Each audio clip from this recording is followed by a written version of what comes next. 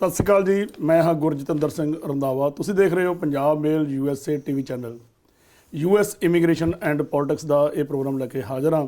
ਸਾਡੇ ਨਾਲ Sardar Jaspreet Singh attorney at law ਉਹ ਜੁੜ ਚੁੱਕੇ ਆ। ਉਹ ਇੱਕ ਉੱਘੇ ਵਕੀਲ ਆ ਅਮਰੀਕਾ ਦੇ। ਇਸ ਪ੍ਰੋਗਰਾਮ ਵਿੱਚ ਅਸੀਂ ਅਮਰੀਕਾ ਦੀਆਂ ਗੱਲਾਂ ਬਾਤਾਂ ਕਰਦੇ ਹਾਂ ਜਿਹੜੀਆਂ ਕਿ ਇਮੀਗ੍ਰੇਸ਼ਨ ਨਾਲ ਰਿਲੇਟਡ ਹੁੰਦੀਆਂ। ਤੁਹਾਡੇ ਸਵਾਲਾਂ ਦੇ ਜਵਾਬ ਵੀ ਅਸੀਂ ਦਿੰਦੇ ਹਾਂ ਜਿਹੜੇ ਇਮੀਗ੍ਰੇਸ਼ਨ ਨਾਲ ਰਿਲੇਟਡ ਹੁੰਦੇ ਆ। ਇਸ ਤੋਂ ਇਲਾਵਾ ਸਾਡੇ ਜਿਹੜੇ NRI ਭਰਾ ਰਹਿੰਦੇ ਆ ਇੱਥੇ ਅਮਰੀਕਾ 'ਚ ਜਾਂ ਕੈਨੇਡਾ 'ਚ ਜਾਂ ਵਰਲਡ 'ਚ ਕਿਤੇ ਵੀ, ਉਹਨਾਂ ਦਾ ਧਿਆਨ ਜਿਹੜਾ ਉਹ ਇੰਡੀਆ ਵਿੱਚ ਵੀ ਹੁੰਦਾ ਵੀ ਉੱਥੇ ਸਾਡੇ ਜਿਹੜੇ ਪੰਜਾਬੀ ਰਹਿੰਦੇ ਆ ਉਹਦੀ ਕੀ ਅਪਡੇਟਸ ਆ, ਉਹਦੇ ਕੀ ਕੋਈ ਨਵੇਂ ਕੋਈ ਖਬਰ ਕੀ ਆ, ਉਹਦੇ ਬਾਰੇ ਵੀ ਅਸੀਂ ਹੁਣ ਚਰਚਾ ਕਰਨੀ ਸ਼ੁਰੂ ਕਰ ਦਿੱਤੀ ਆ। ਪਿਛਲੇ ਐਪੀਸੋਡ ਵਿੱਚ ਵੀ ਅਸੀਂ ਇਸ ਤਰ੍ਹਾਂ ਦਾ ਇੱਕ ਇਸ਼ੂ ਲੈ ਕੇ ਉਹ 'ਤੇ ਗੱਲਬਾਤ ਕੀਤੀ ਸੀ। ਅੱਜ ਵੀ ਅਸੀਂ ਇਸੇ ਤਰੀਕੇ ਦਾ ਇੱਕ ਇਸ਼ੂ ਲੈ ਕੇ, ਇੱਕ ਮੁੱਦਾ ਲੈ ਕੇ ਉੱਤੇ ਵੀ ਗੱਲਬਾਤ ਕਰਾਂਗੇ। ਤੁਹਾਡੇ ਇਮੀਗ੍ਰੇਸ਼ਨ ਸੰਬੰਧੀ ਸਵਾਲਾਂ ਦੇ ਜਵਾਬ ਵੀ ਦਿੱਤੇ ਜਾਣਗੇ। ਤੇ ਆਓ ਸਭ ਤੋਂ ਪਹਿਲਾਂ ਸਵਾਗਤ ਕਰਦੇ ਹਾਂ ਜੀ ਸਰਦਾਰ ਜਸਪ੍ਰੀਤ ਸਿੰਘ ਜੀ ਦਾ। ਤੁਹਾਡਾ ਸਵਾਗਤ ਹੈ ਜੀ। ਸਤਿ ਸ਼੍ਰੀ ਅਕਾਲ ਜੀ। ਸਤਿ ਸ਼੍ਰੀ ਅਕਾਲ ਜੀ ਸਾਰਿਆਂ ਨੂੰ। ਜਸਪ੍ਰੀਤ ਸਿੰਘ ਜੀ, ਬਹੁਤ ਸਾਰੇ ਚੇਂਜਸ ਵੀ ਆਈਆਂ ਇਮੀਗ੍ਰੇਸ਼ਨ 'ਚ, ਅਤੇ ਜਿਸ ਤਰ੍ਹਾਂ DNA ਟੈਸਟ ਜਿਹੜੇ ਹੁੰਦੇ ਸੀ ਉਹਨਾਂ 'ਤੇ ਵੀ ਚੇਂਜਸ ਆਈਆਂ, ਫਿਰ ਫਿੰਗਰਪ੍ਰਿੰਟਸ 'ਤੇ ਵੀ ਚੇਂਜਸ ਆਈਆਂ, ਹੋਰ ਵੀ ਕੁਛ ਅਪਡੇਟਸ ਹੋਈਆਂ ਇਮੀਗ੍ਰੇਸ਼ਨ ਦੀਆਂ। ਉਹਦੇ ਬਾਰੇ ਕੀ ਅਪਡੇਟ ਲੱਗੇ ਹੋ ਜੀ?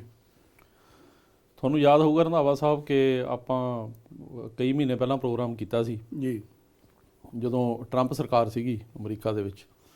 ਉਹਦੇ 'ਚ ਆਪਾਂ ਇਹ ਦੱਸਿਆ ਸੀ ਕਿ ਜਿਹੜੀ ਟਰੰਪ ਸਰਕਾਰ ਆ ਇਹ ਹੁਣ DNA ਡਿਮਾਂਡ ਕਰ ਰਹੀ ਆ, ਕਿਉਂਕਿ ਇਹਨਾਂ ਨੇ ਇੱਕ ਰੱਖੀ ਸੀ ਪ੍ਰਪੋਜ਼ਲ ਕਿ ਜਿਹੜਾ ਵੀ ਕੋਈ ਕਿਸੇ ਦਾ ਅਪਲਾਈ ਕਰਦਾ, ਜਿਵੇਂ ਲੋਕੀ ਆਪਣੇ ਭੈਣ ਭਰਾਵਾਂ ਦਾ ਕਰਦੇ ਆ F4 ਕੈਟੇਗਰੀ ਜਿਹਦੇ ਬਾਰੇ ਜ਼ਿਆਦਾ ਸਵਾਲ ਹੁੰਦੇ ਆ, ਜਾਂ F3 ਕੈਟੇਗਰੀ ਜਿੱਥੇ ਮੈਰਿਡ ਜਿਹੜੇ ਹੈਗੇ ਬੱਚਿਆਂ ਸਿਟੀਜ਼ਨ ਅਪਲਾਈ ਕਰਦਾ, ਜਾਂ ਗ੍ਰੀਨ ਕਾਰਡ ਹੋਲਡਰ ਆਪਣੇ ਅਨਮੈਰਿਡ ਬੱਚੇ ਦਾ ਕਰਦੇ ਆ। ਅਤੇ ਜਿਹੜੀਆਂ ਇਹ ਕੈਟੇਗਰੀਆਂ ਸੀ, ਜਾਂ ਈਵਨ ਸਿਟੀਜ਼ਨ ਆਪਣੇ ਬੱਚੇ ਦਾ ਵੀ ਕਰਦਾ ਅੰਡਰ 21। ਅਤੇ ਇਹਨਾਂ ਨੇ ਕਿਹਾ ਵੀ ਜਿਹੜੀਆਂ ਇਹ ਕੈਟੇਗਰੀਆਂ ਇਹਨਾਂ 'ਤੇ DNA ਲਿਆ ਕਰੋ, ਵੀ ਜਿਹੜੀ ਬਾਕੀ ਐਵੀਡੈਂਸ ਆ ਉਹ ਸਫੀਸ਼ੀਐਂਟ ਨਹੀਂ। ਅਤੇ DNA ਮੰਗਣੇ ਵੀ ਸ਼ੁਰੂ ਕਰਤੇ ਸੀ ਇਹਨਾਂ ਨੇ ਤਕਰੀਬਨ ਹਰ ਕੇਸ 'ਚ ਹੀ। ਮੈਂ ਦੇਖਿਆ ਪਿਛਲੇ ਸਾਲ 2 ਸਾਲ ਦੇ ਵਿੱਚ, ਖਾਸ ਕਰਕੇ ਜਿਹੜੇ ਲੋਕਾਂ ਨੇ ਭੈਣਾਂ ਭਰਾਵਾਂ ਦਾ ਕੀਤਾ, ਉਹ ਕਹਿੰਦੇ ਤੁਹਾਡੀ ਐਵੀਡੈਂਸ ਸਫੀਸ਼ੀਐਂਟ ਨਹੀਂ, ਸਾਨੂੰ ਕੀ ਪਤਾ ਤੁਹਾਡਾ ਭਰਾ ਹੈ ਕੀ ਆ। ਅਤੇ ਉਹ ਫਿਰ ਕਿਉਂਕਿ ਆਪਣੇ ਆਮ ਤੌਰ 'ਤੇ ਜਿਹੜੇ ਬਰਥ ਸਰਟੀਫਿਕੇਟ ਆ ਉਹ ਲੇਟ ਰਜਿਸਟਰ ਹੁੰਦੇ ਆ, ਜਾਂ ਕਈਆਂ ਦੇ ਹੁੰਦੇ ਹੀ ਨਹੀਂ ਪੁਰਾਣੇ ਜੀ। ਅਤੇ ਉਹ DNA ਇਹਨਾਂ ਨੇ ਸ਼ੁਰੂ ਕਰਤਾ ਸੀ ਜੀ। ਇਹਨਾਂ ਨੇ ਰੂਲ ਬਣਾ ਰਹੇ ਸੀਗੇ ਇਹ ਟਰੰਪ ਸਰਕਾਰ ਵੀ ਹਰੇਕ ਤੋਂ DNA ਲਓ, ਇਕੱਲਾ DNA ਨਹੀਂ, ਆਈ ਪ੍ਰਿੰਟ ਵੀ ਲਓ। ਅਤੇ ਉਦੋਂ ਬਾਅਦ ਜਿਹੜੇ ਫਿੰਗਰਪ੍ਰਿੰਟ ਹੁਣ ਆਮ ਤੌਰ 'ਤੇ 14 ਸਾਲ ਤੋਂ ਘੱਟ ਨਹੀਂ ਹੁੰਦੇ ਜੀ, ਉਹ ਵੀ ਰਿਕੁਆਇਰ ਕਰੋ ਵੀ ਜਿਹੜਾ 14 ਤੋਂ ਘੱਟ ਆ ਅਤੇ ਉਹਦੇ ਫਿੰਗਰਪ੍ਰਿੰਟ ਵੀ ਲਓ। ਤੁਹਾਨੂੰ ਯਾਦ ਹੋਊਗਾ ਇੱਕ ਪ੍ਰੋਗਰਾਮ ਦੇ ਵਿੱਚ ਆਪਾਂ ਜ਼ਿਕਰ ਕੀਤਾ ਸੀ ਵੀ 14 ਸਾਲ ਤੋਂ ਘੱਟ ਵਾਲੇ ਦੇ ਜਿਹੜੇ ਹੈਗੇ ਫਿੰਗਰਪ੍ਰਿੰਟ 5 ਸਾਲ ਦੇ ਵੀ ਹੋਣਗੇ। ਅਤੇ ਉੱਤੇ ਫਿਰ ਆਪਾਂ ਹੱਸਦੇ ਕਮੈਂਟ ਕੀਤਾ ਸੀ ਵੀ ਕੋਈ ਬੱਚਾ ਜਿਹੜਾ ਮਾਂ ਦੇ ਪੇਟ 'ਚ ਕਦੇ ਨਾ ਕਹਿਣ ਵੀ ਉਹਦੇ ਵੀ ਫਿੰਗਰਪ੍ਰਿੰਟ ਕਰੋ। ਸੋ ਇਹ ਜਿਹੜੇ ਫਿੰਗਰਪ੍ਰਿੰਟ ਹੈਗੇ ਆ, ਇਹ ਇਹਨਾਂ ਦੀ ਰਿਕੁਆਇਰਮੈਂਟ ਸੀ। ਮਤਲਬ ਇਹ ਸੀ ਕਿ ਇਮੀਗ੍ਰੇਸ਼ਨ ਨੂੰ ਘੱਟ ਕਰਨਾ ਅਤੇ ਕਿਸ ਤਰ੍ਹਾਂ ਕਿਹੜੇ ਤਰੀਕੇ ਨਾਲ ਬੰਦੇ ਜਿਹੜੇ ਆ ਉਹ ਰੋਕੇ ਜਾ ਸਕਦੇ ਆ, ਜਾਂ ਉਹ 'ਚੋਂ ਡਿਸਕੁਆਲੀਫਾਈ ਕੀਤੇ ਜਾ ਸਕਦੇ ਆ। ਇਹਦੇ ਤਹਿਤ ਹੀ ਉਹ ਰੂਲ ਸੀ ਜਿਹੜਾ ਸੀਗਾ, ਇਹਨਾਂ ਨੇ ਇੱਕ ਫਾਰਮ ਲਾਗੂ ਕੀਤਾ 944 ਜਿਹੜਾ ਸੀਗਾ ਪਬਲਿਕ ਚਾਰਜ ਵਾਲਾ, ਵੀ ਜਿਵੇਂ ਕਿਸੇ ਦੀ ਜਿਹੜੀ ਹੈਗੀ ਆ ਪਬਲਿਕ ਚਾਰਜ ਦੇ ਉੱਤੇ ਜਾ ਕੇ ਤੁਸੀਂ ਇੱਥੋਂ ਤੱਕ ਇਹਨਾਂ ਨੇ ਕਰਤਾ ਵੀ ਕ੍ਰੈਡਿਟ ਕਾਰਡ ਰਿਪੋਰਟਾਂ ਵੀ ਦੇਖੋ ਬੰਦੇ ਦੀਆਂ, ਵੀ ਜੇ ਕਿਸੇ ਦੇ ਕੋਈ ਜ਼ਿਆਦਾ ਡੈਟ ਆ ਅਤੇ ਉਹਦਾ ਕ੍ਰੈਡਿਟ ਸਕੋਰ ਮਾੜਾ, ਉਹਨੂੰ ਕਹਿ ਦਿਓ ਵੀ ਤੂੰ ਜਿਹੜਾ ਬਾਹਰਲੇ ਬੰਦੇ ਦੀ ਕਿਵੇਂ ਸਪੋਰਟ ਕਰੇਗਾ। ਸੋ ਇਸ ਐਕਸਟੈਂਟ ਤੱਕ ਸੀ। ਮਤਲਬ ਇੱਕੋ ਹੀ ਸੀ ਪਿੱਛੇ ਕਿ ਇਮੀਗ੍ਰੇਸ਼ਨ ਜਿਹੜੀ ਆ ਉਹ ਘੱਟ ਕਰਨੀ, ਅਤੇ ਜਿਹੜੀ ਫੈਮਿਲੀ ਇਮੀਗ੍ਰੇਸ਼ਨ ਨੂੰ ਟਰੰਪ ਬੰਦ ਕਰਨਾ ਚਾਹੁੰਦਾ ਸੀ ਜੀ। ਅਤੇ ਉਹਦਾ ਇਹ ਉਹਨੇ ਕਿਹਾ ਵੀ ਪਬਲਿਕਲੀ ਬਹੁਤ ਵਾਰੀ ਕਿ ਦੇਖੋ ਜੀ ਇਹ ਜਿਹੜੀ ਫੈਮਿਲੀ ਇਮੀਗ੍ਰੇਸ਼ਨ ਹੈ ਇਹ ਸਾਡੇ ਅਮਰੀਕਾ ਲਈ ਖਤਰਨਾਕ ਹੈ, ਇਹਦੇ ਨਾਲੋਂ ਇਹਨੂੰ ਤੁਸੀਂ ਜਿਹੜਾ ਮੈਰਿਟ ਬੇਸ ਕਰੋ, ਫਲਾਣਾ ਕਰੋ। ਪਰ ਉਹਦੀ ਹੁਣ ਉਹ ਜਿਹੜੀਆਂ ਸੀਗੀ ਸੋਚ, ਉਹ ਅਮਰੀਕਾ ਦੀ ਹਿਸਟਰੀ ਪ੍ਰੂਵ ਕਰਦੀ ਹੈ ਵੀ ਗਲਤ ਆ। ਅਮਰੀਕਾ ਨੂੰ ਹਮੇਸ਼ਾ ਇਮੀਗ੍ਰੇਸ਼ਨ ਤੋਂ ਫਾਇਦਾ ਹੋਇਆ, ਕਿਉਂਕਿ ਇੱਥੇ ਇਕੱਲੇ ਜਿਹੜੇ ਮੈਰਿਟ ਬੇਸ ਇਮੀਗ੍ਰੇਸ਼ਨ 'ਤੇ ਲੋਕ ਆਉਂਦੇ ਆ, ਡਾਕਟਰ ਇੰਜੀਨੀਅਰ, ਉਹਨਾਂ ਦੀ ਲੋੜ ਨਹੀਂ ਇੱਥੇ। ਜਿਵੇਂ ਉਹਨਾਂ ਦੀ ਜਿਹੜੀ ਹੈਗੀ ਆ ਉਹ ਆਪਣੀ ਆਪਣੀ ਫੀਲਡ 'ਚ ਲੋੜ ਆ, ਲੇਕਿਨ ਉਹਦੇ ਨਾਲ ਨਾਲ ਜਿਹੜੇ ਦੂਜੇ ਆ ਉਹਨਾਂ ਦੀ ਵੀ ਲੋੜ ਆ। ਜਿਸ ਤਰ੍ਹਾਂ ਫਰਜ਼ ਕਰੋ ਟਰੱਕ ਡਰਾਈਵਰਾਂ ਦੀ ਵੀ ਲੋੜ ਆ, ਜਿਹੜੇ ਬੰਦੇ ਖੇਤਾਂ 'ਚ ਕੰਮ ਕਰਦੇ ਉਹਨਾਂ ਦੀ ਵੀ ਲੋੜ ਆ। ਉਹਦੇ ਨਾਲ ਨਾਲ ਜਿਹੜੇ ਲੋਕੀ ਹੋਰ ਕੰਮ ਕਰਦੇ ਨੇ, ਜਿਵੇਂ ਗੈਸ ਸਟੇਸ਼ਨਾਂ 'ਤੇ ਕਰਦੇ ਆ, ਜਾਂ ਆਪਣਾ ਕਹਿ ਲਓ ਵੀ ਊਬਰ ਜਾਂ ਟੈਕਸੀ ਚਲਾਉਂਦੇ ਆ, ਜਾਂ ਜਿਹੜਾ ਹੈਗਾ ਮਤਲਬ ਕੰਸਟਰਕਸ਼ਨ ਦਾ ਕੰਮ ਕਰਦੇ ਆ, ਉਹਨਾਂ ਨੂੰ ਵੀ ਲੋੜ ਆ। ਸੋ ਹਰ ਫੀਲਡ 'ਚ ਲੋੜ ਆ। ਜਿੱਥੇ ਹੁਣ ਡਾਕਟਰ ਦੀ ਲੋੜ ਆ ਹੋਸਪਿਟਲ ਦੇ ਵਿੱਚ, ਜਾਂ ਹੈਲਥ ਕੇਅਰ ਜਿਹੜੇ ਵਰਕਰ ਨੇ ਹੋਰ ਜਿਵੇਂ ਨਰਸਿਸ, ਉਹਨਾਂ ਦੀ ਲੋੜ ਆ। ਇੱਦਾਂ ਹੀ ਜਿਹੜੇ ਇੰਜੀਨੀਅਰ ਨੇ H1 'ਤੇ, ਜਿਵੇਂ ਆ ਜਿਹੜੇ ਐਪਲ ਜਾਂ ਗੂਗਲ ਵਰਗੇ ਕੰਪਨੀਆਂ ਜਾਂ ਹੋਰਾਂ ਕੰਪਨੀਆਂ 'ਚ ਕੰਮ ਕਰਦੇ ਆ, ਉਹਨਾਂ ਦੀ ਲੋੜ ਆ। ਇਸੇ ਤਰ੍ਹਾਂ ਅਕਾਊਂਟੈਂਟਸ ਦੀ ਲੋੜ ਆ, ਵਕੀਲਾਂ ਦੀ ਲੋੜ ਆ। ਇਹਦੇ ਨਾਲ ਨਾਲ ਜਿਵੇਂ ਟਰੱਕ ਡਰਾਈਵਰਸ ਦੀ ਲੋੜ ਆ ਅਤੇ ਲੇਬਰ ਦੀ ਵੀ ਲੋੜ ਆ, ਹਰ ਕਿਸਮ ਦੇ ਬੰਦੇ ਦੀ ਲੋੜ ਆ। ਸੋ ਆਪਾਂ ਇਹ ਨਹੀਂ ਕਹਿ ਸਕਦੇ ਕਿ ਅਮਰੀਕਨ ਇਕੋਨਮੀ ਨੂੰ ਤਾਂ ਸਿਰਫ ਆਹੀ ਬੰਦੇ ਚਾਹੀਦੇ ਆ। ਅਤੇ ਇੱਕ ਨਾਲੇ ਇਹੀ ਗੱਲ ਹੁਣ ਦੇਖੋ ਜਿਹੜੀ ਆਪਾਂ ਹੁਣ ਲਾਸਟ ਵੀਕ ਵੀ ਡਿਸਕਸ ਕੀਤਾ ਸੀ ਕਿ ਪ੍ਰੈਜ਼ੀਡੈਂਟ ਬਾਈਡਨ ਨੇ ਐਡਰੈਸ ਕੀਤਾ ਜੀ ਦੋਨਾਂ ਸਦਨਾਂ ਨੂੰ, ਤੇ ਉਹਨਾਂ ਨੇ ਉਹਦੇ ਵਿੱਚ ਕਿਹਾ ਵੀ ਲਾ ਜਿਹੜਾ ਹਾਊਸ ਨੇ ਪਾਸ ਕੀਤੇ ਆ 18 ਸਾਲ ਤੋਂ ਘੱਟ ਬੱਚਿਆਂ ਵਾਲਾ ਤੇ ਇੱਕ ਜਿਹੜਾ ਹੈਗਾ ਐਗਰੀਕਲਚਰ ਵਰਕਰ ਵਾਲਾ, ਵੀ ਇਹ ਲਾ ਤੁਸੀਂ ਮਤਲਬ ਜਿਹੜੇ ਹੈਗੇ ਪਾਸ ਕਰੋ ਜਲਦੀ। ਓਕੇ। ਉਹਦੇ ਵਿੱਚ ਉਹਨਾਂ ਨੇ ਇਹ ਗੱਲ ਚੇਚਾ ਤੌਰ ਤੇ ਕਹੀ ਕਿ ਅਮਰੀਕਾ ਦੀ ਜਿਹੜੀ ਹਿਸਟਰੀ ਹੈ ਪ੍ਰੂਵ ਕਰਦੀ ਆ ਕਿ ਇਮੀਗ੍ਰੈਂਟਸ ਨੇ ਹਮੇਸ਼ਾ ਅਮਰੀਕਾ ਨੂੰ ਸਟਰੋਂਗ ਕੀਤਾ। ਓਕੇ। ਕਿ ਇਹ ਈਵਨ ਉਹਨਾਂ ਨੇ ਕਿਹਾ ਵੀ ਆ ਪੈਂਡੈਮਿਕ ਜਿਹੜਾ ਕੋਵਿਡ ਆ ਇਹਦੇ ਦੌਰਾਨ ਵੀ ਜੋ ਮਤ ਇਮੀਗ੍ਰੈਂਟਸ ਨੇ ਕੀਤੀ, ਜੋ ਸੇਵਾ ਇੱਥੇ ਲੋਕਾਂ ਦੀ ਉਹਨਾਂ ਨੇ ਕੀਤੀ, ਪਲੱਸ ਜਿਹੜੀ ਥਰੂ ਆਊਟ ਹਿਸਟਰੀ ਜੀ ਇਹ ਪ੍ਰੂਵ ਕਰਦੀ ਆ ਵੀ ਇਮੀਗ੍ਰੇਸ਼ਨ ਨਾਲ ਅਮਰੀਕਾ ਸਟਰੋਂਗ ਹੋਇਆ। ਸੋ ਇਹ ਜਿਹੜਾ ਰੂਲ ਜਿਹਦੀ ਆਪਾਂ ਗੱਲ ਕਰ ਰਹੇ ਹਾਂ, ਇਹ ਟਰੰਪ ਐਡਮਿਨਿਸਟ੍ਰੇਸ਼ਨ ਨੇ ਬਣਾਇਆ ਸੀ ਆਪਣੀ ਉਸ ਨੀਤੀ ਦੇ ਤਹਿਤ ਵੀ ਬੰਦੇ ਰੋਕੇ ਜਾ ਸਕਣ। ਜੀ ਜੀ। ਹੁਣ ਹੋਇਆ ਕਿ ਵੀ ਇਹ ਰੂਲ ਨੂੰ ਬਾਈਡਨ ਸਰਕਾਰ ਨੇ ਵਿਡਰਾਅ ਕਰ ਲਿਆ। ਹੁਣ ਇਹ ਆ ਵੀ ਜਿਹੜੇ DNA ਮੰਗਦੇ ਸੀ ਹਰੇਕ ਕੋਲੋਂ ਉਹ ਨਹੀਂ ਮੰਗਿਆ ਜਾਏਗਾ। ਜੀ। ਬਾਇਓਮੈਟ੍ਰਿਕ ਜਿਹੜੇ ਇਹਨਾਂ ਨੇ ਕਿਹਾ ਸੀ ਵੀ 14 ਈਅਰ ਤੋਂ ਘੱਟ ਵਾਲਿਆਂ ਦੇ ਵੀ ਹੋਣਗੇ, ਬਾਇਓਮੈਟ੍ਰਿਕ ਯਾਨੀ ਕਿ ਜਿਹੜੇ ਫਿੰਗਰਪ੍ਰਿੰਟਸ ਹੁੰਦੇ, ਹਾਂਜੀ, ਉਹ ਨਹੀਂ ਹੋਣਗੇ। ਜੀ। ਸੋ ਇਹ ਜਿਹੜੀਆਂ ਰਿਸਟ੍ਰਿਕਸ਼ਨਾਂ ਸੀਗੀਆਂ ਉਹਨੂੰ ਈਜ਼ ਕਰ ਰਹੇ ਨੇ। ਜਿਵੇਂ ਹੁਣ ਬਾਈਡਨ ਸਾਹਿਬ ਨੇ ਐਗਜ਼ੈਕਟਿਵ ਆਰਡਰ ਕੀਤਾ ਸੀ, ਉਹਨਾਂ ਨੇ ਕਿਹਾ ਸੀ ਇਹਨਾਂ ਡਿਪਾਰਟਮੈਂਟਾਂ ਨੂੰ, ਖਾਸ ਕਰਕੇ ਜਿਹੜਾ ਹੋਮਲੈਂਡ ਸਿਕਿਉਰਿਟੀ ਡਿਪਾਰਟਮੈਂਟ ਆ, ਦੂਜੇ ਡਿਪਾਰਟਮੈਂਟ ਆ, ਵੀ ਤੁਸੀਂ ਜਿਹੜੀਆਂ ਸਾਰੀਆਂ ਪਾਲਿਸੀਆਂ ਟਰੰਪ ਦੀਆਂ ਉਹਨਾਂ ਨੂੰ ਰਿਵਿਊ ਕਰੋ ਤੇ ਉਹਨਾਂ ਨੂੰ ਤੁਸੀਂ ਜਿਹੜਾ ਹੈਗਾ ਉਹ ਜਿਹੜੀਆਂ ਅਨਡਿਊ ਹੈਗੀਆਂ ਪਾਲਿਸੀਜ਼ ਉਹਨੂੰ ਤੁਸੀਂ ਮਤਲਬ ਖਤਮ ਕਰੋ ਜਿਹੜੇ ਰੂਲਸ ਨੇ। ਜੀ। ਤੇ ਉਹਦੇ ਤਹਿਤ ਹੀ ਆ ਤੇ ਇਹਨਾਂ ਨੇ ਇਹ ਜਿਹੜਾ ਹੈਗਾ ਵਿਡਰਾਅ ਕਰ ਲਿਆ। ਇਹ ਮੈਂ ਸਮਝਦਾ ਵੀ ਉਹਨਾਂ ਬੰਦਿਆਂ ਵਾਸਤੇ ਬਹੁਤ ਵੱਡੀ ਰਾਹਤ ਆ ਜਿਨ੍ਹਾਂ ਨੇ ਆਪਣੇ ਭੈਣਾਂ ਭਰਾਵਾਂ ਦਾ ਅਪਲਾਈ ਕੀਤਾ, ਬੱਚਿਆਂ ਦਾ ਅਪਲਾਈ ਕੀਤਾ, ਕਿਉਂਕਿ ਇਹਦੇ ਤਹਿਤ ਆ ਕਿਸੇ ਨੂੰ ਵੀ ਡਿਸਕੁਆਲੀਫਾਈ ਕਰ ਸਕਦੇ ਸੀਗੇ। ਓਕੇ। ਤੇ ਹੁਣ DNA ਦੀ ਅੱਜ ਕੱਲ੍ਹ ਪ੍ਰੋਬਲਮ ਇਹ ਆ ਵੀ DNA ਜਿਹੜਾ ਹੈਗਾ ਹੁਣ ਇੰਡੀਆ ਦੇ ਵਿੱਚ ਕੋਵਿਡ ਕਰਕੇ ਉਹ ਕਰਾਈਏ ਕਿੱਥੇ, ਉਹ DNA ਵਾਲਾ ਜਿਹੜਾ ਸਾਰਾ ਸਿਸਟਮ ਬੰਦ ਪਿਆ ਤਾਂ ਹੋ ਨਹੀਂ ਸਕਦਾ। ਸੋ ਇਸ ਕਰਕੇ ਇਹ ਜਿਹੜਾ ਰੂਲ ਵਿਡਰਾਅ ਕੀਤਾ ਇਹਦਾ ਜਿਹੜਾ ਹੈਗਾ ਡਾਇਰੈਕਟ ਫਾਇਦਾ ਹੋਊਗਾ F4 ਕੈਟਾਗਰੀ ਵਾਲਿਆਂ ਨੂੰ ਤੇ F3 ਕੈਟਾਗਰੀ ਵਾਲਿਆਂ ਨੂੰ। ਜੀ ਜੀ। ਸੋ ਇਹਦਾ ਬਹੁਤ ਇੱਕ ਇੰਪੋਰਟੈਂਟ ਜਿਹੜੀ ਹੈਗੀ ਆ ਇਹ ਡਿਵੈਲਪਮੈਂਟ ਆ ਜਿਹੜੀ ਕਿ ਇਮੀਗ੍ਰੇਸ਼ਨ ਦੀ, ਖਾਸ ਕਰਕੇ ਜਿਹੜੀ ਫੈਮਿਲੀ ਇਮੀਗ੍ਰੇਸ਼ਨ ਆ ਉਹਨਾਂ ਨੂੰ ਇਸ ਚੀਜ਼ ਦੀ ਵਧਾਈ ਆ ਕਿ ਉਹਨਾਂ ਦਾ ਹੁਣ ਜਿਹੜਾ ਪ੍ਰੋਸੀਜਰ ਆ ਉਹ ਹੋਰ ਜਿਹੜਾ ਸਮੂਥ ਤੁਰੂਗਾ। ਜਿਹੜੀ ਹੁਣ ਪਿਛਲੀ ਸਰਕਾਰ ਦੀ ਨੀਤੀ ਸੀ ਲੋਕਾਂ ਨੂੰ ਡਿਸਕੁਆਲੀਫਾਈ ਕਰਨਾ ਵੀ ਨਾ ਆ ਸਕਣ, 15 ਸਾਲ ਤੋਂ ਲੋਕੀ ਉਡੀਕ ਰਹੇ ਆ, ਉਦੋਂ ਬਾਅਦ ਤੁਸੀਂ DNA ਦਾ ਚੱਕਰ ਪਾ ਕੇ ਨਾ ਕਰ ਦਿਓ, ਤੇ ਉਹ ਇੱਕ ਕਿਸਮ ਦਾ ਬਹੁਤ ਵੱਡਾ ਜ਼ੁਲਮ ਸੀ। ਜੀ ਜੀ। ਉਹਨੂੰ ਇਹਨਾਂ ਨੇ ਦੂਰ ਕੀਤਾ। ਜਿਹੜੀਆਂ ਅੰਬੈਸੀਜ਼ ਹੈ ਉਹ ਕਿੰਨਾ ਚਿਰ ਹੋਰ ਬੰਦ ਰਹਿ ਸਕਦੀਆਂ, ਕੋਈ ਅਪਡੇਟ ਹੈ ਉਹਦੇ? ਰੰਧਾਵਾ ਸਾਹਿਬ, ਅੰਬੈਸੀ ਦੀ ਜਿਹੜੀ ਹੁਣ ਮੌਜੂਦਾ ਅਪਡੇਟ ਆ ਉਹਦਾ ਇਹੀ ਆ ਵੀ ਉਹਨਾਂ ਨੇ ਕਿਹਾ ਕਿ ਅਸੀਂ April ਤੇ ਮਈ ਦੇ ਵਿੱਚ ਬੰਦ ਆ, ਪਰ ਮੈਨੂੰ ਲੱਗਦਾ ਕਿ ਹੋ ਸਕਦਾ ਜੂਨ ਦੇ ਵਿੱਚ ਵੀ ਜਾਵੇ, ਕਿਉਂਕਿ ਜਿਹੜੀ ਉੱਥੇ ਕੰਡੀਸ਼ਨ ਆ ਕੋਵਿਡ, ਤੁਹਾਨੂੰ ਪਤਾ ਹੀ ਹੈ ਇੰਡੀਆ 'ਚ ਕੀ ਹਾਲ ਆ, ਤੇ ਉੱਥੇ ਮਤਲਬ ਬਹੁਤ ਜਿਹੜਾ ਬੁਰਾ ਹਾਲ ਆ। ਉਹਦੇ ਕਰਕੇ ਮੈਨੂੰ ਨਹੀਂ ਲੱਗਦਾ ਵੀ ਅੰਬੈਸੀ ਜਿਹੜੀ ਆ ਉਹ ਜੂਨ 'ਚ ਵੀ ਖੁੱਲੂਗੀ, ਪਰ ਜੇ ਹਾਲਾਤ ਠੀਕ ਹੋ ਗਏ ਤਾਂ ਖੁੱਲ੍ਹ ਸਕਦੀ ਆ। ਪਰ ਅਜੇ ਫਿਲਹਾਲ ਉਹਨਾਂ ਨੇ April ਤੇ ਮਈ ਦੇ ਵਿੱਚ ਬੰਦ ਕੀਤੀ ਆ। ਅਮਰੀਕਾ ਦੇ ਵਿੱਚ ਜਿਹੜੀ ਨਿਊਯਾਰਕ ਸਿਟੀ ਆ ਉੱਥੇ ਮੈਂ ਜਾ ਕੇ ਆਇਆ। ਨਿਊਯਾਰਕ ਮੇਰਾ ਆਫਿਸ ਆ, ਤੁਹਾਨੂੰ ਪਤਾ ਹੀ ਆ ਜੀ, ਉੱਥੇ ਮੈਂ 3 ਦਿਨ ਉੱਥੇ ਹੀ ਸੀ। ਤੇ ਨਿਊਯਾਰਕ ਸਿਟੀ ਜਿਹੜੀ ਆ ਉਹ 'ਚ ਕਾਫੀ ਜ਼ਿਆਦਾ ਮਤਲਬ ਹੁਣ ਖੁੱਲ੍ਹ ਰਹੀ ਆ। ਤੇ ਉੱਥੋਂ ਦੇ ਮੇਅਰ ਨੇ ਕਿਹਾ, ਇਮੀਗ੍ਰੇਸ਼ਨ ਆਫਿਸ ਹੈ ਜਿਹੜੇ ਇਮੀਗ੍ਰੇਸ਼ਨ ਵੀ, ਜਨਰਲ ਸਿਟੀ ਵੀ, ਉੱਥੋਂ ਦੇ ਮੇਅਰ ਨੇ ਕਿਹਾ ਵੀ 1 ਜੁਲਾਈ ਤੋਂ 100% ਓਪਨ ਹੋ ਜਾਏਗੀ ਨਿਊਯਾਰਕ। ਓਕੇ। ਮਤਲਬ ਸਾਰਾ ਕੁਝ ਜਿਹੜਾ ਖੁੱਲ੍ਹ ਜਾਏਗਾ 1 ਜੁਲਾਈ। ਹਾਂ, 1 ਜੁਲਾਈ ਤੋਂ। ਜਿਹੜੇ ਉੱਥੇ ਥੀਏਟਰ ਵਗੈਰਾ ਹੁੰਦੇ ਨੇ ਜਿਹੜੇ ਬ੍ਰੌਡਵੇ ਤੇ, ਉਹ ਵੀ ਜਿਹੜੇ ਹੈਗੇ ਸਪਟੈਂਬਰ ਤੋਂ ਖੁੱਲ੍ਹ ਜਾਣਗੇ। ਸੋ ਉਹਨਾਂ ਦਾ ਟੀਚਾ ਇਹ ਆ ਵੀ ਉਦੋਂ ਤੱਕ ਵੈਕਸੀਨੇਸ਼ਨ ਉੱਥੇ ਬਹੁਤ ਵੱਡੇ ਸਕੇਲ ਤੇ ਵੈਕਸੀਨੇਸ਼ਨ ਹੋ ਰਹੀ ਆ, ਤੇ ਹਰੇਕ ਦੀ ਹੋ ਰਹੀ, ਜਿਹੜਾ ਮਰਜ਼ੀ ਕਰਾ ਲਵੇ ਉੱਥੇ। ਕੋਈ ਜਿਹੜੇ ਹੈਗੇ ਆ ਈਵਨ ਜਿਹੜੇ ਅਨਡਾਕੂਮੈਂਟਡ ਬੰਦੇ ਜਿਹਨਾਂ ਕੋਲ ਕੋਈ ਕਾਗਜ਼ ਪੱਤਰ ਨਹੀਂ, ਉਹਨਾਂ ਨੂੰ ਵੀ ਕਰ ਰਹੇ ਆ ਉਹ। ਮਤਲਬ ਇਹ ਆ ਕਿ ਜੇ ਜ਼ਿਆਦਾ ਵੈਕਸੀਨੇਸ਼ਨ ਹੋ ਗਈ ਤਾਂ ਉਹ ਨਾਲ ਫਿਰ ਓਪਨਿੰਗ ਜਿਹੜੀ ਆ ਉਹਨੂੰ ਫਾਇਦਾ ਹੋਊਗਾ, ਤੇ ਉਹਦੇ ਨਾਲ ਜਿਹੜੀਆਂ ਇਮੀਗ੍ਰੇਸ਼ਨ ਦੀਆਂ ਕੋਟਾਂ ਨੇ ਉਹ ਵੀ ਖੁੱਲ੍ਹਣਗੀਆਂ 1 ਤਰੀਕ ਤੋਂ ਬਾਅਦ। ਸੋ ਇਹ ਇੱਕ ਬੜੀ ਇੰਪੋਰਟੈਂਟ ਜਿਹੜੀ ਨਿਊਜ਼ ਆ। ਇੱਕ ਹੋਰ ਇੰਪੋਰਟੈਂਟ ਨਿਊਜ਼ ਆ ਉਹ ਇਹ ਆ ਵੀ ਟਰੰਪ ਐਡਮਿਨਿਸਟ੍ਰੇਸ਼ਨ ਨੇ ਇੱਕ ਹੋਰ ਸਖਤੀ ਕੀਤੀ ਸੀ। ਓਕੇ। ਜੇ ਅਸਾਈਲਮ ਐਪਲੀਕੇਸ਼ਨ ਕਿਸੇ ਬੰਦੇ ਨੇ ਭਰੀ ਆ, ਉਹਦੇ ਵਿੱਚ ਇੱਕ ਖਾਨਾ ਵੀ ਖਾਲੀ ਰਹਿ ਜਾਂਦਾ ਸੀ ਜੀ, ਜਾਂ ਕਿਤੇ ਕੋਈ ਟਿਕ ਮਾਰਕ ਹੋਰ ਨਾ ਰਹਿ ਗਿਆ ਮਾੜਾ ਮੋਟਾ, ਤਾਂ ਉਹ ਸਾਰੀ ਐਪਲੀਕੇਸ਼ਨ ਕੈਂਸਲ ਹੋ ਜਾਂਦੀ ਜਿਹੜੀ ਹੈਗੀ ਆ ਉਹ ਵਾਪਸ ਭੇਜਦੇ ਸੀਗੇ। ਓਕੇ। It was rejected. ਉਹ 1.5-2 ਮਹੀਨੇ ਬਾਅਦ ਮੁੜ ਕੇ ਆ ਜਾਂਦੀ ਸੀ। ਓਕੇ। ਨੁਕਸਾਨ ਇਹ ਸੀ ਵੀ ਕਈਆਂ ਦਾ ਸਾਲ ਪੂਰਾ ਹੋਣ ਵਾਲਾ ਹੁੰਦਾ, ਕੋਈ ਸਾਲ ਦੇ ਅੰਦਰ ਕਰਨਾ ਪੈਂਦਾ, ਉਹ ਟਾਈਮ ਲੰਘ ਜਾਂਦਾ ਸੀ। ਜੀ ਜੀ ਜੀ। ਬਾਈਡਨ ਐਡਮਿਨਿਸਟ੍ਰੇਸ਼ਨ ਨੇ ਉਹ ਰੂਲ ਵੀ ਵਿਡਰਾਅ ਕਰ ਲਿਆ। ਓਕੇ। ਉਹਨਾਂ ਨੇ ਕਿਹਾ ਕਿਉਂਕਿ ਜਿਹੜੇ ਅਸਾਈਲਮ ਦੇ ਲੋਕੀ ਖਾਸ ਕਰਕੇ ਵਕੀਲਾਂ ਤੋਂ ਨਹੀਂ ਭਰਾਉਂਦੇ, ਆਪ ਭਰਦੇ ਆ ਜਾਂ ਕੋਈ ਭਰਦਾ, ਉਹਨਾਂ ਨੂੰ ਇੰਨੀ ਜ਼ਿਆਦਾ ਇਸ ਗੱਲ ਦੀ ਸਮਝ ਨਹੀਂ ਹੁੰਦੀ ਵੀ ਖਾਨਾ ਕਿਹੜਾ ਰਹਿ ਗਿਆ। ਜੇ ਮਾੜਾ ਮੋਟਾ ਕੋਈ ਮਿਸਟੇਕ ਹੈਗੀ ਆ ਤਾਂ ਐਪਲੀਕੇਸ਼ਨ ਤੁਸੀਂ ਜਿਹੜੀ ਐਕਸੈਪਟ ਕਰੋ, ਉਹ ਬਾਅਦ ਦੇ ਵਿੱਚ ਬੰਦੇ ਨੂੰ ਤੁਸੀਂ ਹੋਰ ਤਰੀਕੇ ਨਾਲ ਨੋਟੀਫਾਈ ਕਰ ਦਿਓ ਵੀ ਆ ਇਹਨੂੰ ਠੀਕ ਕਰ ਦੇ, ਜਾਂ ਬੰਦਾ ਹੀਅਰਿੰਗ ਤੇ ਜਾਊਗਾ ਉੱਥੇ ਠੀਕ ਕਰ ਲਵੇ। ਇਹ ਵੀ ਇੱਕ ਤਰੀਕਾ ਸੀ ਲੋਕਾਂ ਨੂੰ ਟਰੰਪ ਦਾ ਵੀ ਜਿਹੜਾ ਹੈਗਾ ਕਿ ਲੋਕ ਘੱਟ ਕਰ ਸਕਣ। ਮੈਂ ਇੱਥੇ ਗੱਲ ਚੈਨਲ ਤੇ ਦੇਖੋ ਬਹੁਤ ਦੇਰ ਤੋਂ, ਹੁਣ ਆਪਾਂ ਜੂਨ ਜੁਲਾਈ ਤੋਂ ਕਹਿ ਰਹੇ ਸੀ ਜੀ, ਠੀਕ ਆ, ਪਿਛਲੇ ਸਾਲ ਅੱਜ ਵੀ ਕਹਿ ਰਹੇ ਹਾਂ, ਉਤੋਂ ਆਲਮੋਸਟ 10 ਮਹੀਨੇ ਬਾਅਦ, ਵੀ ਜਿੰਨਾ ਨੁਕਸਾਨ ਅਮਰੀਕਾ 'ਚ ਇਮੀਗ੍ਰੇਸ਼ਨ ਦਾ ਟਰੰਪ ਨੇ ਕੀਤਾ ਉਹਨਾਂ ਮੇਰਾ ਖਿਆਲ ਆ ਵੀ ਪਿਛਲੇ 30-40 ਸਾਲਾਂ 'ਚ ਕਿਸੇ ਪ੍ਰੈਜ਼ੀਡੈਂਟ ਨੇ ਨਹੀਂ ਕੀਤਾ। ਜੀ ਜੀ। ਇਹ ਜਿਹੜਾ ਬੰਦਾ ਹੈ ਇਮੀਗ੍ਰੇਸ਼ਨ ਦੇ ਹੱਥ ਧੋ ਕੇ ਪਿੱਛੇ ਪੈ ਗਿਆ ਸੀ ਜੀ। ਤੇ ਇਹਨੇ ਕੋਈ ਫੀਲਡ ਨਹੀਂ ਛੱਡੀ ਜਿਹਦੇ ਵਿੱਚ ਕਿ ਇਹ ਕੋਸ਼ਿਸ਼ ਨਹੀਂ ਕੀਤੀ ਵੀ ਇਹਨੂੰ ਖਰਾਬ ਕੀਤਾ ਜਾਵੇ। ਅਸਾਈਲਮ ਦਾ ਤਾਂ ਇਹਨੇ ਇੰਨਾ ਨੁਕਸਾਨ ਕੀਤਾ ਵੀ ਤੁਸੀਂ ਦੇਖੋ ਵੀ ਰੂਲ ਬਣਾਤਾ ਅਗਸਤ ਦੇ ਵਿੱਚ ਵੀ ਜਿਹੜਾ ਵਰਕ ਪਰਮਿਟ ਸਾਲ ਬਾਅਦ ਮਿਲੇਗਾ। ਫਿਰ ਇਹ ਬਣਾਤੇ ਰੂਲ ਕਿ ਜੇ ਕਿਸੇ ਦੀ ਅਪੀਲ ਚੱਲਦੀ ਆ ਉਹਨੂੰ ਨਹੀਂ ਮਿਲੇਗਾ ਵਰਕ ਪਰਮਿਟ, ਜਿਹਨੇ ਸਾਲ ਬਾਅਦ ਅਸਾਈਲਮ ਲਾਇਆ ਉਹਨੂੰ ਨਹੀਂ ਮਿਲੇਗਾ। ਜੀ ਜੀ। ਸੋ ਇਸ ਕਿਸਮ ਦੇ H1 ਦੇਖ ਲਓ ਕਿੱਦਾਂ ਦਾ ਕੀਤਾ। ਜਿਹੜੇ ਸਟੂਡੈਂਟ ਵੀਜ਼ੇ ਵਾਲਿਆਂ ਦਾ ਕਰਤਾ ਸੀਗਾ ਵੀ ਜਿਹੜਾ ਬੰਦਾ ਇੱਥੇ ਇਨ ਪਰਸਨ ਕਲਾਸਿਸ ਲੈਂਦਾ ਆਨਲਾਈਨ ਆ ਉਹਦਾ ਵੀਜ਼ਾ ਹੀ ਕੈਂਸਲ ਕਰ ਦਿਓ। ਇਸ ਕਿਸਮ ਦੇ ਇਹਨੇ ਬਣਾਏ। ਜਿਹੜੇ ਕੋਟਾ ਨੇ ਰੋਕੇ, ਮਤਲਬ ਕੋਟਾ ਨੇ ਇਹਦੇ ਕਾਫੀ ਰੂਲ ਜਿਹੜੇ ਸੀ ਉਹ ਸਟੇ ਕੀਤੇ।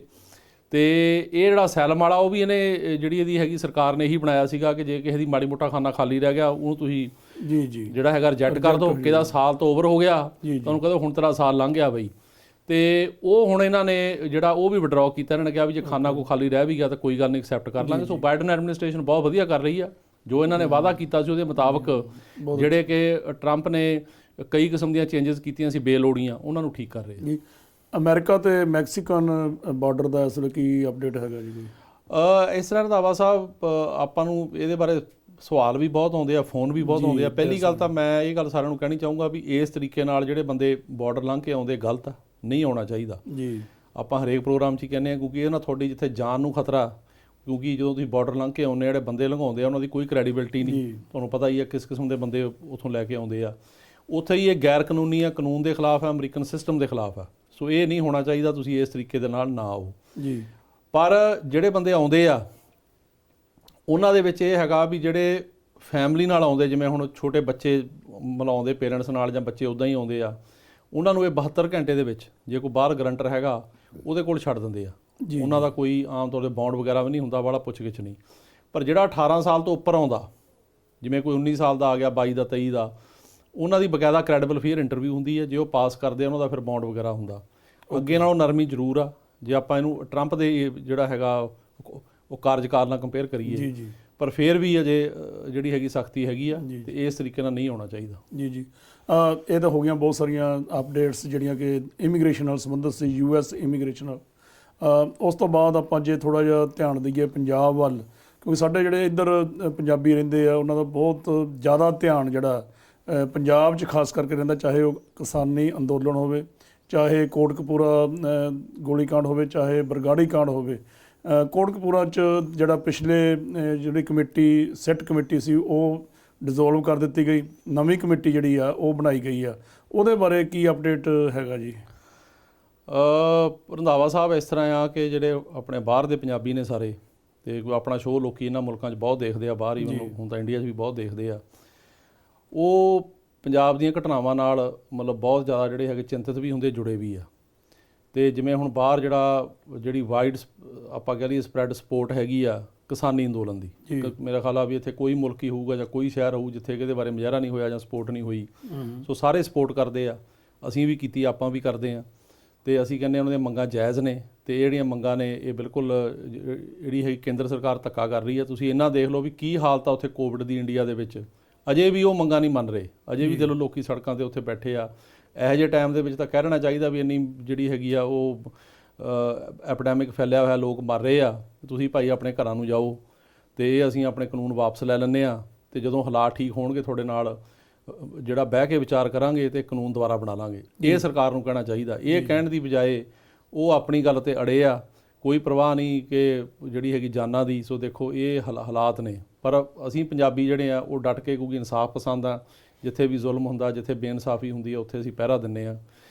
ਤੇ ਜਿਹੜਾ ਗੱਲ ਹੈਗੀ ਆ ਆਪਣੀ ਜਿਹੜਾ ਬਰਗਾੜੀ ਕਾਂਡ ਆ, ਕੋਟਕਪੂਰਾ ਫਾਇਰਿੰਗ, ਸਾਰਾ ਜਿਹੜਾ ਇੰਸੀਡੈਂਟ ਆ, ਜਿਹੜੀ ਗੁਰੂ ਗ੍ਰੰਥ ਸਾਹਿਬ ਦੀ ਬੇਅਦਬੀ ਉਦੋਂ ਹੋਈ, ਇਹਦਾ ਦੇਖੋ ਐਸਾ ਕੋਈ ਸਿੱਖ ਨਹੀਂ ਹੋਣਾ ਜਿਹਨੇ ਕਿ ਇਸ ਗੱਲ ਤੇ ਬੁਰਾ ਨਹੀਂ ਮਨਾਇਆ ਜੀ। ਤੇ ਇਸ ਕਰਕੇ ਬਹੁਤ ਮਾੜਾ ਹੋਇਆ। ਤੇ ਉਸ ਤੋਂ ਵੀ ਮਾੜਾ ਇਹ ਹੋਇਆ ਵੀ ਇਨਸਾਫ ਨਹੀਂ ਮਿਲਿਆ। ਤੇ ਉਹਦੇ 'ਚ ਦੇਖੋ ਜਿਹੜੀ ਪਹਿਲੀ ਸਰਕਾਰ ਸੀ ਉਹਨੇ ਦਬਾਉਣ ਦੀ ਕੋਸ਼ਿਸ਼ ਕੀਤੀ। ਇਹ ਸਰਕਾਰ ਤੇ ਬੜੀ ਆਸ ਸੀਗੀ ਤੇ ਇਹਨਾਂ ਨੇ ਵੀ ਜਿਹੜਾ ਹੈਗਾ ਉਹ 4 ਸਾਲ ਮੁਕਾਇਆ। ਹੁਣ ਦੱਸੋ, ਹੁਣ ਆਪਾਂ ਇਹਨਾਂ ਮੁਲਕਾਂ ਦੇ ਵਿੱਚ ਵੀ ਜਾਂਚ ਦੇਖਦੇ ਹਾਂ। ਮੈਂ ਇੱਥੋਂ ਦੇ ਜਿਹੜਾ ਲੀਗਲ ਸਿਸਟਮ ਨਾਲ ਜੁੜਿਆ ਤੇ ਇੱਥੇ ਕੋਰਟਾਂ ਦੇ ਵਿੱਚ ਦੇਖੀਦਾ। ਮੈਂ ਤਾਂ ਅਮਰੀਕਾ ਦੇ ਵਿੱਚ ਕੋਈ ਇਹੋ ਜਿਹੀ ਜਾਂਚ ਦੇਖੀ ਨਹੀਂ ਵੀ ਜਿਹੜੀ 4-4 ਸਾਲ ਚੱਲਦੀ ਹੋਵੇ ਤੇ ਰਿਜ਼ਲਟ ਕੋਈ ਨਾ ਨਿਕਲੇ ਜੀ। ਜੀ। ਸੋ ਇੱਥੇ ਤੁਸੀਂ ਦੇਖ ਲਓ, ਤੁਹਾਡੇ ਸਾਹਮਣੇ ਇੱਥੇ ਜਿਹੜੀ ਹੈਗੀ ਕਿਲਿੰਗ ਹੋਈ ਜਾਰਜ ਫਲੋਇਡ ਦੀ ਪਿਛਲੇ ਸਾਲ ਜੀ, ਉਹਦੇ ਤੇ ਇੰਨੇ ਪ੍ਰੋਟੈਸਟ ਹੋਏ। ਤੇ ਤੁਸੀਂ ਇਹ ਦੇਖੋ ਵੀ ਹਾਲਾਂਕਿ ਟਰੰਪ ਦੀ ਸਰਕਾਰ ਸੀ ਜਿਹੜੀ ਕਿ ਉਸ ਉਹਨਾਂ ਦੇ ਹੱਕ 'ਚ ਨਹੀਂ ਸੀ ਪ੍ਰੋਟੈਸਟ ਕਰਨ ਵਾਲਿਆਂ ਦੇ ਜੀ, ਲੇਕਿਨ ਫੇਰ ਵੀ ਦੇਖੋ ਕਿ ਉਹਦੇ ਹੁੰਦੇ ਹੋਏ ਵੀ ਉਹ ਬੰਦੇ ਫੜੇ ਤੇ ਉਹਨਾਂ ਨੂੰ ਹੁਣ ਟ੍ਰਾਇਲ ਹੋ ਕੇ ਸਜ਼ਾ ਵੀ ਹੋ ਗਈ ਆ। ਜੀ ਜੀ, ਸੋ ਇਹ ਹੁੰਦਾ ਇਨਸਾਫ ਕਿ ਸਾਲ ਦੇ ਅੰਦਰ ਅੰਦਰ ਉਹ ਬੰਦਿਆਂ ਨੂੰ ਸਜ਼ਾ ਵੀ ਹੋ ਗਈ। ਜੀ ਜੀ, ਸੋ ਇਸ ਤਰ੍ਹਾਂ ਮਤਲਬ ਇਹ ਕੀ ਆ ਵੀ 4 ਸਾਲ ਹੋ ਗਏ, 4 ਸਾਲ ਬਾਅਦ ਮੁੜ ਕੇ ਹਾਈ ਕੋਰਟ ਦਾ ਫੈਸਲਾ ਆ ਜਾਣਾ ਕਿ ਜੀ ਉਹ ਸਿੱਟ ਦੀ ਕਾਰਵਾਈ ਗਲਤ ਆ, ਮੁੜ ਕੇ ਦੁਬਾਰਾ ਬਣਾਓ। ਹੁਣ ਹੋਰ ਸਿੱਟ ਬਣੀ ਆ, ਉਹਨੂੰ 6 ਮਹੀਨੇ ਦਾ ਟਾਈਮ ਦਿੱਤਾ, ਹੁਣ ਉਹ ਪਤਾ ਨਹੀਂ ਕੀ ਕਰੂਗੀ। ਸੋ ਇਹ ਕਿਸਮ ਦਾ ਇਹੀ ਸਾਡੇ ਨਾਲ ਤੁਸੀਂ ਦੇਖੋ ਪਹਿਲਾਂ 84 ਦੇ ਜਿਹੜੇ ਹੈ ਕੇਸਾਂ ਨਾਲ ਹੋਇਆ ਵੀ 84 ਦੇ ਵਿੱਚ ਦੇਖੋ ਕਿੰਨਾ ਕਤਲੇਆਮ ਹੋਇਆ, ਸਿੱਖਾਂ ਦਾ ਨਸਲਕੁਸ਼ੀ ਹੋਈ। ਉਹਦੇ ਵਿੱਚ ਹੁਣ ਤੱਕ ਵੀ ਆਹ 2-4 ਸਾਲ ਪਹਿਲਾਂ ਉਹ ਸੱਜਣ ਕੁਮਾਰ ਨੂੰ ਸਜ਼ਾ ਹੋਈ 2 ਸਾਲ ਪਹਿਲਾਂ। ਜੀ ਜੀ, ਤੇ ਉਹ ਤੋਂ ਇਲਾਵਾ ਤੁਸੀਂ ਦੇਖੋ ਵੀ ਕਿਹੜਾ ਹੋਰ ਕੀ ਮਤਲਬ ਆਪਾਂ ਨੂੰ ਇਨਸਾਫ ਮਿਲਿਆ ਉਹਦੇ 'ਚ। ਜੀ, ਉਹੀ ਹਾਲ ਇਹਦੇ 'ਚ ਆ ਤੇ ਬਹੁਤ ਮਾੜੀ ਗੱਲ ਆ। ਤੇ ਜਿਹੜੇ ਬਾਹਰ ਦੇ ਸਾਰੇ ਪੰਜਾਬੀ ਨੇ ਉਹ ਇਹ ਫੀਲ ਕਰਦੇ ਨੇ ਵੀ ਇਹ ਜਿਹੜਾ ਹੈਗਾ ਇਹ ਇਨਸਾਫ ਜਲਦੀ ਮਿਲਣਾ ਚਾਹੀਦਾ ਤੇ ਜਿਹੜੇ ਬੰਦੇ ਵੀ ਇਹ ਜ਼ਿੰਮੇਵਾਰ ਨੇ ਉਹਨਾਂ ਨੂੰ ਸਜ਼ਾ ਹੋਣੀ ਚਾਹੀਦੀ ਆ। ਜੀ, ਹੁਣ ਜਿਹੜੀ ਹੁਣ ਦੀ ਸਿਚੁਏਸ਼ਨ ਆ ਉਹ ਇਹ ਹੈਗੀ ਆ ਕਿ ਜਿਹੜੀ ਆਮ ਰੀਡਿੰਗ ਆ ਉਹ ਇਹ ਆ ਕਿ ਜਿਹੜੀ ਹਿੰਦੁਸਤਾਨ ਦੀ ਸਰਕਾਰ ਆ ਜਿਹੜੀ ਕੋਵਿਡ ਦੀ ਹੈਂਡਲਿੰਗ ਆ ਉਹਦੇ ਕਰਕੇ ਕਾਫੀ ਜ਼ਿਆਦਾ ਲੋਕਾਂ ਦੇ ਵਿੱਚ ਅਨਪੋਪੂਲਰ ਆ। ਜਿਵੇਂ ਕਿ ਇੱਥੇ ਟਰੰਪ ਅਨਪੋਪੂਲਰ ਸੀ ਪਿਛਲੇ ਸਾਲ। ਹੁੰਦਾ ਹੀ ਆ ਜਦੋਂ ਲੋਕੀ ਮਰਦੇ ਆ, ਤੁਹਾਡੇ ਕੋਲ ਜਿਹੜੀਆਂ ਹੈਗੀਆਂ ਬੇਸਿਕ ਫੈਸਿਲਿਟੀਜ਼ ਨਹੀਂ, ਕੋਈ ਲੈਣ ਨਹੀਂ ਦੇਣ ਨਹੀਂ, ਨਾ ਆਕਸੀਜਨ ਆ ਨਾ ਦਵਾਈ ਆ, ਤਾਂ ਫਿਰ ਲੋਕਾਂ ਦੇ ਵਿੱਚ ਜਿਹੜੀ ਹੈਗੀ ਸਰਕਾਰ ਦੇ ਪ੍ਰਤੀ ਤਾਂ ਜਿਹੜੀ ਆ ਉਹ ਐਂਟੀ ਇਨਕੰਬੈਂਸੀ ਜਿਹੜੀ ਹੋਣੀ ਆ। ਪੰਜਾਬ ਦੀ ਸਰਕਾਰ ਵੀ ਉਨੀ ਅਨਪੋਪੂਲਰ ਆ ਇਹਨਾਂ ਕਾਰਨਾਂ ਕਰਕੇ। ਤੇ ਬਰਗਾੜੀ ਨੇ ਹੋਰ ਉਹਦੇ ਉੱਤੇ ਜਿਹੜਾ ਹੈਗਾ ਉਹ ਪ੍ਰੈਸ਼ਰਾਈਜ਼, ਹਾਂ ਤੁਸੀਂ ਕਹਿ ਲਓ ਵੀ ਆਪਣਾ ਬਲਦੀ ਦਾ ਤੇਲ ਪਾਤਾ। ਹੁਣ ਇਸ ਟਾਈਮ ਤੇ ਜਿੰਨੀ ਕੇਂਦਰ ਸਰਕਾਰ ਅਨਪੋਪੂਲਰ ਆ ਉਨੀ ਪੰਜਾਬ ਸਰਕਾਰ ਅਨਪੋਪੂਲਰ ਆ ਜੀ। ਸੋ ਉਹਦਾ ਹੁਣ ਅਸਰ ਪੰਜਾਬ ਦੀ ਸਿਆਸਤ 'ਤੇ ਵੀ ਪੈਣਾ। ਤੇ ਇਹਦੇ ਵਿੱਚ ਹੁਣ ਦੇਖਣ ਵਾਲੀ ਗੱਲ ਇਹ ਆ ਕਿ ਜਿਹੜੀ ਉੱਥੋਂ ਦੀ ਹਾਈ ਕਮਾਂਡ ਆ ਉਹ ਕੀ ਲੀਡਰਸ਼ਿਪ ਚੇਂਜ ਕਰਦੀ ਆ ਨਹੀਂ ਕਰਦੀ। ਜੇ ਕਰੂਗੀ ਤਾਂ ਥੋੜ੍ਹਾ ਜਿਹਾ ਉਹਨਾਂ ਦਾ ਬਚਾਅ ਹੋ ਜਾਊਗਾ, ਨਹੀਂ ਕਰੂਗੀ ਤਾਂ ਇਹਨਾਂ ਦਾ ਵੀ ਉਹੀ ਹਾਲ ਹੋਊਗਾ ਜਿਹੜਾ ਕਿ ਪਹਿਲਾਂ ਅਕਾਲੀ ਸਰਕਾਰ ਦਾ ਹੋਇਆ। ਇਹ 'ਚ ਕੋਈ ਬੜਾ ਫਰਕ ਨਹੀਂ ਤੇ ਮੈਨੂੰ ਲੱਗਦਾ ਵੀ ਇਹ ਸੇਮ ਕੰਡੀਸ਼ਨ 'ਚ ਹੀ ਜਾਣਗੇ। ਤੇ ਹੁਣ ਦੇਖਣ ਵਾਲੀ ਗੱਲ ਹੈ ਵੀ ਕਿਸਾਨ ਇਲੈਕਸ਼ਨ ਲੜਦੇ ਆ, ਕੋਈ ਨਵਾਂ ਫਰੰਟ ਬਣਦਾ। ਵੈਸੇ ਜ਼ਿਆਦਾ ਜਿਹੜੇ ਬਾਹਰ ਦੇ ਬੰਦੇ ਨੇ ਰੰਧਾਵਾ ਸਾਹਿਬ ਉਹਨਾਂ ਦੀ ਵਿਊ ਇਹ ਆ ਵੀ ਉੱਥੇ ਖੇਤਰੀ ਪਾਰਟੀ ਬਣਨੀ ਚਾਹੀਦੀ ਹੈ, ਖਾਸ ਕਰਕੇ ਬੰਗਾਲ ਦੀ ਇਲੈਕਸ਼ਨ ਤੋਂ ਬਾਅਦ। ਦੇਖੋ ਜੇ ਬੰਗਾਲ ਦੇ ਵਿੱਚ ਖੇਤਰੀ ਪਾਰਟੀ ਜਾਂ ਤਾਮਿਲਨਾਡੂ ਦੇ ਵਿੱਚ ਖੇਤਰੀ ਪਾਰਟੀ ਜਿੱਤ ਸਕਦੀ ਆ ਤਾਂ ਕੀ ਹੋਇਆ ਜਿਹੜਾ ਪੰਜਾਬ ਆ ਉਹਦੇ ਵਿੱਚ ਆਪਣੀ ਖੇਤਰੀ ਪਾਰਟੀ ਕਿਉਂ ਨਹੀਂ ਬਣ ਸਕਦੀ ਕੋਈ? ਜੀ ਬਿਲਕੁਲ। ਸੋ ਜਿਹੜੇ ਕਿਸਾਨ ਨੇ, ਮਜ਼ਦੂਰ ਨੇ, ਹੋਰ ਵਰਗ ਨੇ, ਲੈ ਕੇ ਉਹਨਾਂ ਨੂੰ ਇਮਾਨਦਾਰ ਚੰਗੇ ਬੰਦਿਆਂ ਦੀ ਖੇਤਰੀ ਪਾਰਟੀ ਬਣਾਉਣੀ ਚਾਹੀਦੀ ਆ ਜਿਹੜੀ ਕਿ ਇਲੈਕਸ਼ਨ ਲੜੇ, ਆਪਣੇ ਇਸ਼ੂ ਜਿਹੜੇ ਸੋਲਵ ਕਰੇ। ਤੇ ਅਸੀਂ ਜਿਹੜੇ ਮਤਲਬ ਬਾਹਰ ਦੇ ਪੰਜਾਬੀ ਇਹ ਚਾਹੁੰਦੇ ਆ ਉਹਨਾਂ ਦੀ। ਜੀ ਜੀ ਬਿਲਕੁਲ। ਦੋਸਤੋ ਇਹ ਤਾਂ ਸੀ ਸਾਡੇ ਇਸ ਪ੍ਰੋਗਰਾਮ ਦਾ ਪਹਿਲਾ ਹਿੱਸਾ। ਦੂਜੇ ਹਿੱਸੇ ਵਿੱਚ ਅਸੀਂ ਤੁਹਾਡੇ ਇਮੀਗ੍ਰੇਸ਼ਨ ਨਾਲ ਸੰਬੰਧਿਤ ਜਿਹੜੇ ਸਵਾਲਾਂ ਦੇ ਜਵਾਬ ਉਸ ਦਾ ਜਸਪ੍ਰੀਤ ਸਿੰਘ ਹੋਰਾਂ ਕੋਲੋਂ ਲੈ ਕੇ ਤੁਹਾਡੇ ਸਾਹਮਣੇ ਪੇਸ਼ ਕਰਾਂਗੇ। ਬ੍ਰੇਕ ਦਾ ਸਮਾਂ ਹੋ ਚੱਲਿਆ। ਬ੍ਰੇਕ ਤੋਂ ਬਾਅਦ ਇੱਕ ਵਾਰੀ ਫੇਰ ਤੁਹਾਡੇ ਸਾਹਮਣੇ ਹਾਜ਼ਰ ਹੁੰਦੇ ਹਾਂ। ਤੁਸੀਂ ਬਣੇ ਰਹੋ ਪੰਜਾਬ ਮੇਲ ਨਾਲ। Jaspreet Singh, attorney at law, New York and California. Immigration, deportation, defense, appeals, family law ਅਤੇ bankruptcy ਲਈ ਸੰਪਰਕ ਕਰੋ। More than 17 years of legal experience. Jaspreet Singh, attorney at law. Break ਤੋਂ ਬਾਅਦ ਇੱਕ ਵਾਰੀ ਫੇਰ ਹਾਜ਼ਰ ਹਾਂ। ਦੋਸਤੋ ਇਸ ਹਿੱਸੇ ਵਿੱਚ ਅਸੀਂ ਤੁਹਾਨੂੰ ਜਿਹੜੇ ਤੁਹਾਡੇ ਇਮੀਗ੍ਰੇਸ਼ਨ ਸੰਬੰਧੀ ਸਵਾਲ ਆ ਉਹਨਾਂ ਦੇ ਜਵਾਬ ਸਰਦਾਰ ਜਸਪ੍ਰੀਤ ਸਿੰਘ ਹੋਰਾਂ ਕੋਲੋਂ ਲੈ ਕੇ ਤੁਹਾਡੇ ਸਾਹਮਣੇ ਪੇਸ਼ ਕਰਦੇ ਹਾਂ। ਇੱਕ ਜ਼ਰੂਰੀ ਸੂਚਨਾ ਤੁਹਾਨੂੰ ਦੇਣਾ ਚਾਹੁੰਦੇ ਹਾਂ ਕਿ ਸਾਡਾ ਜਿਹੜਾ ਟੀਵੀ ਤੋਂ ਇਲਾਵਾ YouTube ਚੈਨਲ ਵੀ ਆ, ਉਸ YouTube ਚੈਨਲ ਨੂੰ ਤੁਸੀਂ ਸਬਸਕ੍ਰਾਈਬ ਕਰੋ ਤਾਂ ਕਿ ਜਿਹੜੇ ਆਉਣ ਵਾਲੇ ਸਮੇਂ ਵਿੱਚ ਜਿੰਨੇ ਵੀ ਜਿਹੜੇ ਸਾਡੇ ਪ੍ਰੋਗਰਾਮ ਆ ਉਹ ਤੁਹਾਡੇ ਸਾਹਮਣੇ ਅਸੀਂ ਤੁਹਾਨੂੰ ਜਾਣਕਾਰੀ ਦੇ ਸਕੀਏ। ਸਰਦਾਰ ਜਸਪ੍ਰੀਤ ਸਿੰਘ ਜੀ, ਪਹਿਲਾ ਸਵਾਲ ਜਿਹੜਾ ਸਾਡੇ ਦਰਸ਼ਕ ਲਿਖ ਰਹੇ ਆ ਕਿ ਮੇਰਾ ਵਰਕ ਪਰਮਿਟ 1 ਮਹੀਨੇ ਤੱਕ ਐਕਸਪਾਇਰ ਹੋਣ ਜਾ ਰਿਹਾ। ਮੈਂ ਆਲਰੇਡੀ ਰਿਨਿਊ ਲਈ 3 ਮਹੀਨੇ ਪਹਿਲਾਂ ਐਪਲੀਕੇਸ਼ਨ ਭੇਜੀ ਹੋਈ ਆ। ਮੇਰਾ ਵਰਕ ਪਰਮਿਟ ਰਿਨਿਊ ਹਾਲੇ ਤੱਕ ਹੋ ਕੇ ਨਹੀਂ ਆਇਆ। ਜੇ ਉਹ ਐਕਸਪਾਇਰ ਹੋ ਜਾਂਦਾ ਤਾਂ ਕੀ ਮੈਂ ਕੰਮ ਕਰ ਸਕਦਾ? ਦੇਖੋ ਰੰਧਾਵਾ ਸਾਹਿਬ, ਆਪਾਂ ਹੁਣੇ ਹੀ ਗੱਲ ਪਹਿਲਾਂ ਕਰਦੇ ਹਟੇ ਆ ਕਿ ਟਰੰਪ ਏਰੇ ਦੀ ਕਿ ਉਹਨੇ ਆਪਣੇ ਟਾਈਮ ਦੇ ਵਿੱਚ ਕੀ ਕੀਤਾ। ਜੀ ਜੀ। ਇਹ ਜਿਹੜਾ ਵਰਕ ਪਰਮਿਟ ਆ ਇਹ ਵੀ ਉਹਦੇ ਹੀ ਕੰਡੇ ਬੀਜੇ ਆ। ਜਦੋਂ ਤੁਸੀਂ ਰਿਨਿਊ ਕਰਾਉਣਾ ਇਹਨੂੰ 6 ਤੋਂ 8 ਮਹੀਨੇ ਲੱਗਦੇ ਆ ਰਿਨਿਊ ਹੋਣ ਨੂੰ ਅੱਜ ਕੱਲ੍ਹ। ਓਕੇ। ਤੇ ਇਹ ਕੀ ਕਰਦੇ ਆ, ਤੁਹਾਡਾ ਜਦੋਂ ਵੀ ਤੁਸੀਂ ਅਪਲਾਈ ਕਰਦੇ ਹੋ ਤਾਂ 4 ਮਹੀਨੇ ਲਈ ਐਕਸਟੈਂਡ ਕਰ ਦਿੰਦੇ ਆ। ਉਹ 'ਚ ਹੁਣ ਕਈ DMV ਜਿਹੜੇ ਆ ਉਹ ਤਾਂ ਤੁਹਾਨੂੰ ਲਾਇਸੈਂਸ ਦੇ ਦਿੰਦੇ ਆ, ਪਰ ਕਈ ਨਹੀਂ ਦਿੰਦੇ। ਹੁਣ ਕਈ DMV ਜਿਹੜੇ ਆ ਉਹ 2-3 ਮਹੀਨੇ ਲਈ ਤੁਹਾਡਾ ਲਾਇਸੈਂਸ, ਕਿਉਂਕਿ ਆਮ ਤੌਰ 'ਤੇ ਜਿਹੜਾ ਡਰਾਈਵਿੰਗ ਲਾਇਸੈਂਸ ਆ ਖਾਸ ਕਰਕੇ ਜਿਹੜੇ ਲੋਕੀ ਟਰੱਕ ਚਲਾਉਂਦੇ ਆ ਉਹ ਵਰਕ ਪਰਮਿਟ ਦੀ ਐਕਸਪਾਇਰੀ ਡੇਟ ਦੇ ਨਾਲ ਉਹ ਜਿਹੜਾ ਹੈਗਾ ਉਹ ਬੰਨਿਆ ਹੁੰਦਾ। ਸੋ ਉਹਦੀ ਐਕਸਪਾਇਰੀ ਡੇਟ ਨਾਲ ਉਹ ਵੀ ਖਤਮ ਹੋ ਜਾਂਦਾ। ਸੋ ਕਈ DMV ਆਨਰ ਕਰਦੇ ਆ ਪਰ ਕਈ ਨਹੀਂ ਕਰਦੇ। ਓਕੇ। ਸੋ ਇਸ ਕਰਕੇ ਇਹ ਵੀ ਕੋਈ ਮਤਲਬ ਕੇਂਦਰ ਸਰਕਾਰ ਨੇ ਜਿਹੜੀਆਂ ਹਦਾਇਤਾਂ ਜਾਰੀ ਨਹੀਂ ਕੀਤੀਆਂ DMV ਨੂੰ, ਜੇ ਡਿਲੇ ਹੁੰਦੀ ਆ ਤਾਂ ਉਹ ਵਿਚਾਰੇ ਦਾ ਜਿਹੜਾ ਕੋਈ ਮਤਲਬ ਕੰਮ ਕਰਦਾ ਤੇ ਉਹਦਾ ਜਿਹੜਾ ਹੈਗਾ ਐਕਸਟੈਂਡ ਹੀ ਕਰ ਦਿਓ ਟੈਂਪਰੇਰੀ ਜਾਂ ਕੁਝ ਵੀ ਆ, ਪਰ ਐਸੀ ਕੋਈ ਗੱਲ ਨਹੀਂ। ਹੁਣ 6 ਤੋਂ 8 ਮਹੀਨੇ ਦੇਖੋ ਰਿਨਿਊ ਕਰਨ 'ਚ ਲੱਗਣੇ, ਜਦੋਂ ਬੰਦੇ ਦਾ ਕੋਈ ਕ੍ਰਿਮੀਨਲ ਰੈਕਡ ਨਹੀਂ, ਕੇਸ ਉਹਦਾ ਚੱਲਦਾ, ਕੋਈ ਪ੍ਰੋਬਲਮ ਨਹੀਂ। ਸੋ ਇਹ ਟੂ ਮੱਚ ਆ। ਸੋ ਇੰਨੀ ਦੇਰ ਨਹੀਂ ਲੱਗਣੀ ਚਾਹੀਦੀ ਅਨਲੈਸ ਕਿ ਉਹਦੇ ਕੋਈ ਕੇਸ ਪ੍ਰੋਬਲਮ ਆ, ਹੋਰ ਗੱਲ ਆ, ਪਰ ਇਹ ਹਰ ਬੰਦੇ ਨੂੰ ਇੰਨਾ ਟਾਈਮ ਲੱਗਦਾ ਜੀ। ਤੇ ਇਹਦੇ 'ਚ ਹੁਣ ਜਿਹੜਾ ਇਹਨਾਂ ਦਾ ਸਵਾਲ ਆ ਵੀ ਦੇਖੋ ਟੈਕਨੀਕਲੀ ਤਾਂ ਜਦ ਤੱਕ ਵਰਕ ਪਰਮਿਟ ਨਹੀਂ ਆਉਂਦਾ ਦੁਬਾਰਾ ਉਹ ਕੰਮ ਨਹੀਂ ਕਰ ਸਕਦਾ ਜੀ। ਸੋ ਇਸ ਕਰਕੇ ਲੇਕਿਨ ਜਿੰਨੇ ਟਾਈਮ ਲਈ ਉਹਨਾਂ ਨੇ ਉਹਨੂੰ ਆਥੋਰਾਈਜ਼ ਕੀਤਾ ਵੀ 4 ਮਹੀਨੇ ਫਰਜ਼ ਕਰੋ ਵਧਾਇਆ, ਉਨੀ ਦੇਰ ਲਈ ਉਹ ਕਰ ਸਕਦਾ ਜੀ। ਪਰ ਜਦੋਂ ਉਹ ਜਿਹੜੀ ਹੈਗੀ ਆਥੋਰਾਈਜ਼ੇਸ਼ਨ ਖਤਮ ਹੋ ਗਈ ਤੇ ਵਰਕ ਪਰਮਿਟ ਅਜੇ ਆਇਆ ਨਹੀਂ, ਉਨੀ ਦੇਰ ਉਹ ਟੈਕਨੀਕਲੀ ਕੰਮ ਨਹੀਂ ਕਰ ਸਕਦਾ। ਓਕੇ, ਅਗਲਾ ਸਵਾਲ ਸਾਡੇ ਦਰਸ਼ਕ ਲਿਖ ਰਹੇ ਆ ਜੀ ਕਿ 2014 ਚ ਅਸੈਲਮ ਦਾ ਕੇਸ ਲਾਇਆ ਸੀ, ਹਾਲੇ ਤੱਕ ਇੰਟਰਵਿਊ ਨਹੀਂ ਆਈ, ਅਸੀਂ ਕੀ ਕਰੀਏ? ਰੰਧਾਵਾ ਸਾਹਿਬ ਇਹਦੇ 'ਚ ਵੀ ਜਿਹੜਾ ਹੈਗਾ ਉਹ ਜਦੋਂ ਟਰੰਪ ਬਣਿਆ ਪ੍ਰੈਜ਼ੀਡੈਂਟ, ਉਹਨੇ ਇਹ ਰੂਲ ਬਣਾਤਾ ਵੀ 2018 ਤੋਂ ਬਾਅਦ ਵਾਲਿਆਂ ਨੂੰ ਇੰਟਰਵਿਊ ਦੇਣੀ ਆ, ਪਹਿਲਿਆਂ ਨੂੰ ਨਹੀਂ ਦੇਣੀ। ਓਕੇ। ਤੇ ਇਹਨਾਂ ਦਾ ਹੁਣ 14 ਦਾ ਕੇਸ ਲੱਗਿਆ, ਇਹਨਾਂ ਕੋਲ ਵਰਕ ਪਰਮਿਟ ਨੇ। ਤੇ ਅੱਗੇ ਪਹਿਲਾਂ ਇਹ ਹੁੰਦਾ ਸੀ ਜਿਹੜਾ ਏਰਾ ਸੀਗਾ ਓਬਾਮੇ ਦਾ ਕਿ 2 ਸਾਲਾਂ ਬਾਅਦ ਇੰਟਰਵਿਊ ਆ ਜਾਂਦੀ ਸੀ ਕਿ 2 ਸਾਲਾਂ 'ਚ ਵਰਕ ਪਰਮਿਟ ਆ ਗਿਆ। ਉਹਨਾਂ ਨੇ ਮਤਲਬ ਇੱਦਾਂ ਦਾ ਸਾਈਕਲ ਬਣਾਇਆ ਸੀ ਵੀ ਹਰ 1.5-2 ਸਾਲ ਬਾਅਦ ਇੰਟਰਵਿਊ ਆਉਣੀ ਜਿਹਨੇ ਹੁਣ 14 'ਚ ਕੀਤਾ 16 'ਚ ਆ ਗਈ, 16 'ਚ 18 'ਚ ਇੱਦਾਂ। ਟਰੰਪ ਨੇ ਚੇਂਜ ਕਰਤਾ, ਲੇਕਿਨ ਇਸ ਗੌਰਮੈਂਟ ਨੇ ਉਹ ਗੱਲ ਜਿਹੜੀ ਹੈਗੀ ਆ ਉਹਦਾ ਆਰਡਰ ਵਿਡਰਾਅ ਕਰਤਾ। ਹੁਣ ਇਹ ਆ ਵੀ ਇੰਟਰਵਿਊ ਆ ਸਕਦੀ ਆ ਜੀ। ਸੋ ਆ ਜੂਨ ਜੁਲਾਈ ਤੋਂ ਬਾਅਦ ਜਦੋਂ ਮਤਲਬ ਵੈਕਸੀਨੇਸ਼ਨ ਹੋ ਗਈ, ਜਿਵੇਂ ਹੁਣ ਮੈਂ ਤੁਹਾਨੂੰ ਆਪਣਾ ਦੱਸ ਕੇ ਹਟਿਆ ਵੀ ਨਿਊਯਾਰਕ ਸਿਟੀ 100% ਖੁੱਲ੍ਹ ਜਾਣੀ ਆ, ਉਹ 'ਚ ਕੋਟਾਂ ਜਿਹੜੀਆਂ ਉਹ ਵੀ ਖੁੱਲ੍ਹਣਗੀਆਂ, ਬਾਕੀ ਥਾਵਾਂ 'ਤੇ ਵੀ ਅਸਰ ਹੈ। ਤਾਂ ਕੈਲੀਫੋਰਨੀਆ ਨੇ ਵੀ ਕਿਹਾ ਵੀ ਜੂਨ ਤੋਂ ਖੋਲ੍ਹ ਰਹੇ ਆ ਜੀ। ਸੋ ਇਹਦੇ ਨਾਲ ਜਿਉਂ-ਜਿਉਂ ਹੁਣ ਵੈਕਸੀਨੇਸ਼ਨ ਹੋਏਗੀ, ਹੁਣ ਤਾਂ ਹਾਲਤ ਇਹ ਆ ਰੰਧਾਵਾ ਸਾਹਿਬ ਕਿ ਜਿਹੜੀ ਵੈਕਸੀਨ ਜ਼ਿਆਦਾ ਤਾਂ ਲਵਾਉਣ ਵਾਲੇ ਘੱਟ ਆ ਜੀ। ਕਈ ਥਾਵਾਂ 'ਤੇ ਜਿਹੜੇ ਹੈਗੇ ਲਵਾਉਣ ਵਾਲੇ ਹੀ ਨਹੀਂ ਮਿਲਦੇ ਤੇ ਆਮ ਵੈਕਸੀਨੇਸ਼ਨ ਆ। ਤੇ ਮੈਂ ਸਾਰਿਆਂ ਨੂੰ ਕਹੂੰਗਾ ਲਵਾਉਣੀ ਚਾਹੀਦੀ ਆ, ਕਿਉਂਕਿ ਉਹ ਕੋਈ ਜਿਹੜੇ ਬੰਦੇ ਕੋਲ ਨਹੀਂ ਕਾਗਜ਼ ਪੱਤਰ, ਕੋਈ ਡਾਕੂਮੈਂਟੇਸ਼ਨ, ਉਹਨੂੰ ਵੀ ਲਾ ਰਹੇ ਆ ਜੀ। ਤੇ ਉਹ ਲੱਗਣ ਨਾਲ ਹੀ ਸਾਰਾ ਕੁਝ ਜੁੜਿਆ। ਉਸ ਤੋਂ ਬਾਅਦ ਜਿਹੜੀਆਂ ਡੇਟਾ ਹੈਗੀਆਂ ਲਈਆਂ ਜਾ ਸਕਦੀਆਂ ਨੇ। ਹੁਣ ਇਹ ਜਿਹੜੀ ਡੇਟ ਆ ਇਮੀਗ੍ਰੇਸ਼ਨ ਦੀ ਸੈਲਮ ਆਫਿਸ ਨੂੰ ਅਪਰੋਚ ਕਰਕੇ ਕਢਾਈ ਜਾ ਸਕਦੀ ਆ। ਸੋ ਇਹ ਇਹਨਾਂ ਦਾ ਜੇ ਕੋਈ ਵਕੀਲ ਹੈਗਾ ਉਹਨੂੰ ਕਹਿਣ ਵੀ ਉਹ ਡੇਟ ਕਢਾ ਦੇਵੇ, ਨਹੀਂ ਤਾਂ ਮੇਰੇ ਨਾਲ ਸੰਪਰਕ ਕਰ ਲੈਣ, ਮੈਨੂੰ ਫੋਨ ਕਰ ਲੈਣ 9179154142 ਤੇ ਜਾਂ ਮੈਨੂੰ ਈਮੇਲ ਕਰਨ jpsinghattorney@gmail, ਤਾਂ ਉਹ ਡੇਟ ਅਸੀਂ ਕਢਾ ਸਕਦੇ ਹਾਂ ਜੀ। ਅਗਲਾ ਸਵਾਲ ਸਾਡੇ ਦਰਸ਼ਕ ਲਿਖ ਰਹੇ ਆ ਕਿ ਗ੍ਰੀਨ ਕਾਰਡ ਹੋਲਡਰ ਹੈਗੇ ਆ, ਉਹ ਕਰੋਨਾ ਕਰਕੇ ਇੰਡੀਆ 'ਚ ਫਸ ਗਏ ਆ, ਤੇ ਕੀ ਕੋਈ ਸਾਨੂੰ ਕੋਈ ਪ੍ਰੋਬਲਮ ਤਾਂ ਨਹੀਂ ਆਊਗੀ? ਰੰਧਾਵਾ ਸਾਹਿਬ ਜਿਹੜਾ ਗ੍ਰੀਨ ਕਾਰਡ ਹੋਲਡਰ ਹੈ ਨਾ, ਉਹਨੂੰ 6 ਮਹੀਨੇ ਦੇ ਵਿੱਚ ਵਾਪਸ ਮੁੜਨਾ ਪੈਂਦਾ ਜੀ। ਪਰ ਜੇ ਉਹ ਸਾਲ ਦੇ ਵਿੱਚ ਵਾਪਸ ਨਾ ਆ ਸਕੇ ਤਾਂ ਉਹਦਾ ਗ੍ਰੀਨ ਕਾਰਡ ਕੈਂਸਲ ਹੋ ਜਾਂਦਾ। ਸਾਲ ਦੇ ਵਿੱਚ ਤਾਂ ਉਹਨੂੰ ਆਉਣਾ ਹੀ ਪੈਂਦਾ। ਜੇ ਉਹਨੇ ਸਾਲ ਤੋਂ ਵੱਧ ਰਹਿਣਾ ਤਾਂ ਇੱਥੋਂ ਰੀ ਐਂਟਰੀ ਪਰਮਿਟ ਲੈ ਕੇ ਜਾਵੇ, ਜਿਹਨੂੰ ਆਪਾਂ ਪਰਮਿਸ਼ਨ ਕਹਿ ਦਿੰਦੇ ਆਮ ਸ਼ਬਦਾਂ 'ਚ। ਤੇ ਉਹ ਰੀ ਐਂਟਰੀ ਪਰਮਿਟ ਜਿਹੜਾ ਉੱਥੋਂ ਰੀ ਐਂਟਰੀ ਨਹੀਂ ਮਿਲਦਾ, ਇੱਥੋਂ ਲੈ ਕੇ ਜਾਵੇ ਜੀ। ਉਹ ਫਾਰਮ I-131 ਹੁੰਦਾ, ਉੱਤੇ ਅਪਲਾਈ ਹੁੰਦਾ, ਇੱਥੇ ਬਕਾਇਦਾ ਫਿੰਗਰਪ੍ਰਿੰਟ ਹੁੰਦੇ ਨੇ। ਉਹ ਫਿੰਗਰਪ੍ਰਿੰਟ ਕਰਾ ਕੇ ਉਹ ਜਾ ਸਕਦਾ, ਉਹਨੂੰ ਆਉਣ ਨੂੰ ਕਈ ਮਹੀਨੇ ਲੱਗ ਜਾਂਦੇ ਆ। ਉਹ ਫਿਰ ਉੱਥੇ ਮੇਲ ਜਿਹੜਾ ਹੈਗਾ ਉਹਦੇ ਐਡਰੈਸ ਤੇ ਹੋ ਸਕਦਾ, ਪਰ ਉਹ ਇੱਥੋਂ ਅਪਲਾਈ ਹੁੰਦਾ, ਇੰਡੀਆ ਤੋਂ ਨਹੀਂ ਹੁੰਦਾ। ਜੇ ਫਰਜ਼ ਕਰੋ ਇਹਨੂੰ ਸਾਲ ਤੋਂ ਉੱਤੇ ਹੋ ਗਿਆ ਤੇ ਇਹ ਨਹੀਂ ਆਏ, ਨਾ ਇਹਨਾਂ ਨੇ ਕੋਈ ਰੀ ਐਂਟਰੀ ਪਰਮਿਟ ਲਿਆ ਜੀ, ਤਾਂ ਇਹਨਾਂ ਨੂੰ ਚਾਹੀਦਾ ਵੀ ਉੱਥੇ ਅੰਬੈਸੀ ਨਾਲ ਸੰਪਰਕ ਕਰਨ। ਉੱਥੇ ਇੱਕ ਫਾਰਮ ਹੁੰਦਾ, ਉਹ ਭਰ ਕੇ ਉਹਨੂੰ ਦੱਸਣਗੇ ਜੀ ਸਾਨੂੰ ਆਹ ਪ੍ਰੋਬਲਮ ਆ, ਕੋਵਿਡ ਕਰਕੇ ਨਹੀਂ ਜਾ ਸਕੇ ਜਾਂ ਬਿਮਾਰ ਸੀ, ਜੋ ਵੀ ਸੀ ਜੀ, ਤਾਂ ਉਹ ਅੰਬੈਸੀ ਉਹਨਾਂ ਨੂੰ ਫਿਰ ਅਲਾਓ ਕਰ ਸਕਦੀ ਇੱਥੇ ਆਉਣਾ। ਓਕੇ।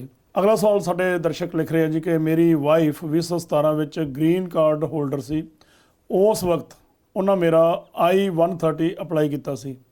ਅਗਸਤ 2018 'ਚ ਉਹ ਸਿਟੀਜ਼ਨ ਹੋ ਗਏ ਸੀ, ਪਰ I-130 ਪਟੀਸ਼ਨ ਰੀਸੈਂਡ ਹੋਈ ਹੈ ਸਤੰਬਰ 2017 ਦੀ, ਪਰ ਉਸ ਤੋਂ ਬਾਅਦ ਕੋਈ ਅਪਡੇਟ ਨਹੀਂ ਹੋਈ। I-130 ਦੇਖੋ ਜਿਹੜੀ ਤਾਂ ਗ੍ਰੀਨ ਕਾਰਡ ਹੋਲਡਰ ਦੀ ਕੈਟਾਗਰੀ ਦਾ ਬੈਨ ਲੱਗਿਆ ਸੀਗਾ ਪਿਛਲੇ ਸਾਲ, ਪਰ ਜਿਹੜਾ US ਸਿਟੀਜ਼ਨ ਦੇ ਹਸਬੈਂਡ ਵਾਈਫ ਉੱਤੇ ਕੋਈ ਬੈਨ ਨਹੀਂ। ਤੇ ਇਹਨਾਂ ਨੇ ਹੁਣ ਗ੍ਰੀਨ ਕਾਰਡ ਤੋਂ ਫਿਰ ਸਿਟੀਜ਼ਨ ਬਣ ਗਏ। ਸੋ ਇਹਨਾਂ ਨੂੰ ਚਾਹੀਦਾ ਇਮੀਗ੍ਰੇਸ਼ਨ ਨਾਲ ਕੰਟੈਕਟ ਕਰਨ ਤੇ ਉਹਨਾਂ ਨੂੰ ਕਹਿਣ ਕਿਉਂਕਿ ਹੁਣ ਫਸਟ ਪ੍ਰੈਫਰੈਂਸ ਕੈਟਾਗਰੀ ਆ, ਇਹਦੀ ਕੋਈ ਜਿਹੜੀ ਡੇਟ ਕਰੰਟ ਆ ਵੇਟਿੰਗ ਨਹੀਂ ਹੈਗੀ। ਤੇ ਜੇ ਉਹਨਾਂ ਨਾਲ ਕੰਟੈਕਟ ਕਰਨਗੇ ਤਾਂ ਉਹਦੀ ਬੇਸ ਤੇ ਇੰਟਰਵਿਊ ਕਰਾ ਸਕਦੀ ਆ। ਪਰ ਅਜੇ ਜਿਵੇਂ ਆਪਾਂ ਦੱਸ ਕੇ ਹਟੇ ਆ ਕਿ ਅਪ੍ਰੈਲ ਤੇ ਮਈ 'ਚ ਡੇਟਾਂ ਉਹਨਾਂ ਨੇ ਸਾਰੀਆਂ ਕੈਂਸਲ ਕਰਤੀਆਂ, ਹੋ ਸਕਦਾ ਜੂਨ 'ਚ ਵੀ ਹੋ ਜਾਣ, ਪਰ ਇਹਨਾਂ ਨੂੰ ਕੰਟੈਕਟ ਕਰਨਾ ਉਹਨਾਂ ਨੂੰ ਚਾਹੀਦਾ ਜੀ।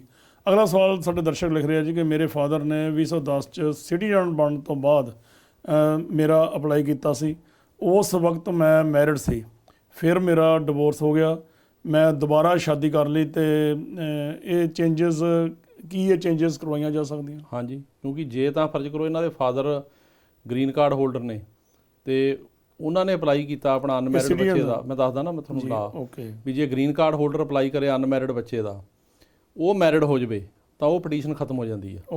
ਹਾਂ, ਉਹਦਾ ਕੋਈ ਇਲਾਜ ਨਹੀਂ, ਕਿਉਂਕਿ ਜਿਹੜੀ ਉਹ ਜਿਹੜੀ ਕੈਟਾਗਰੀ ਇਹ ਆ ਕਿ ਬੱਚਾ ਅਨਮੈਰਿਡ ਚਾਹੀਦਾ।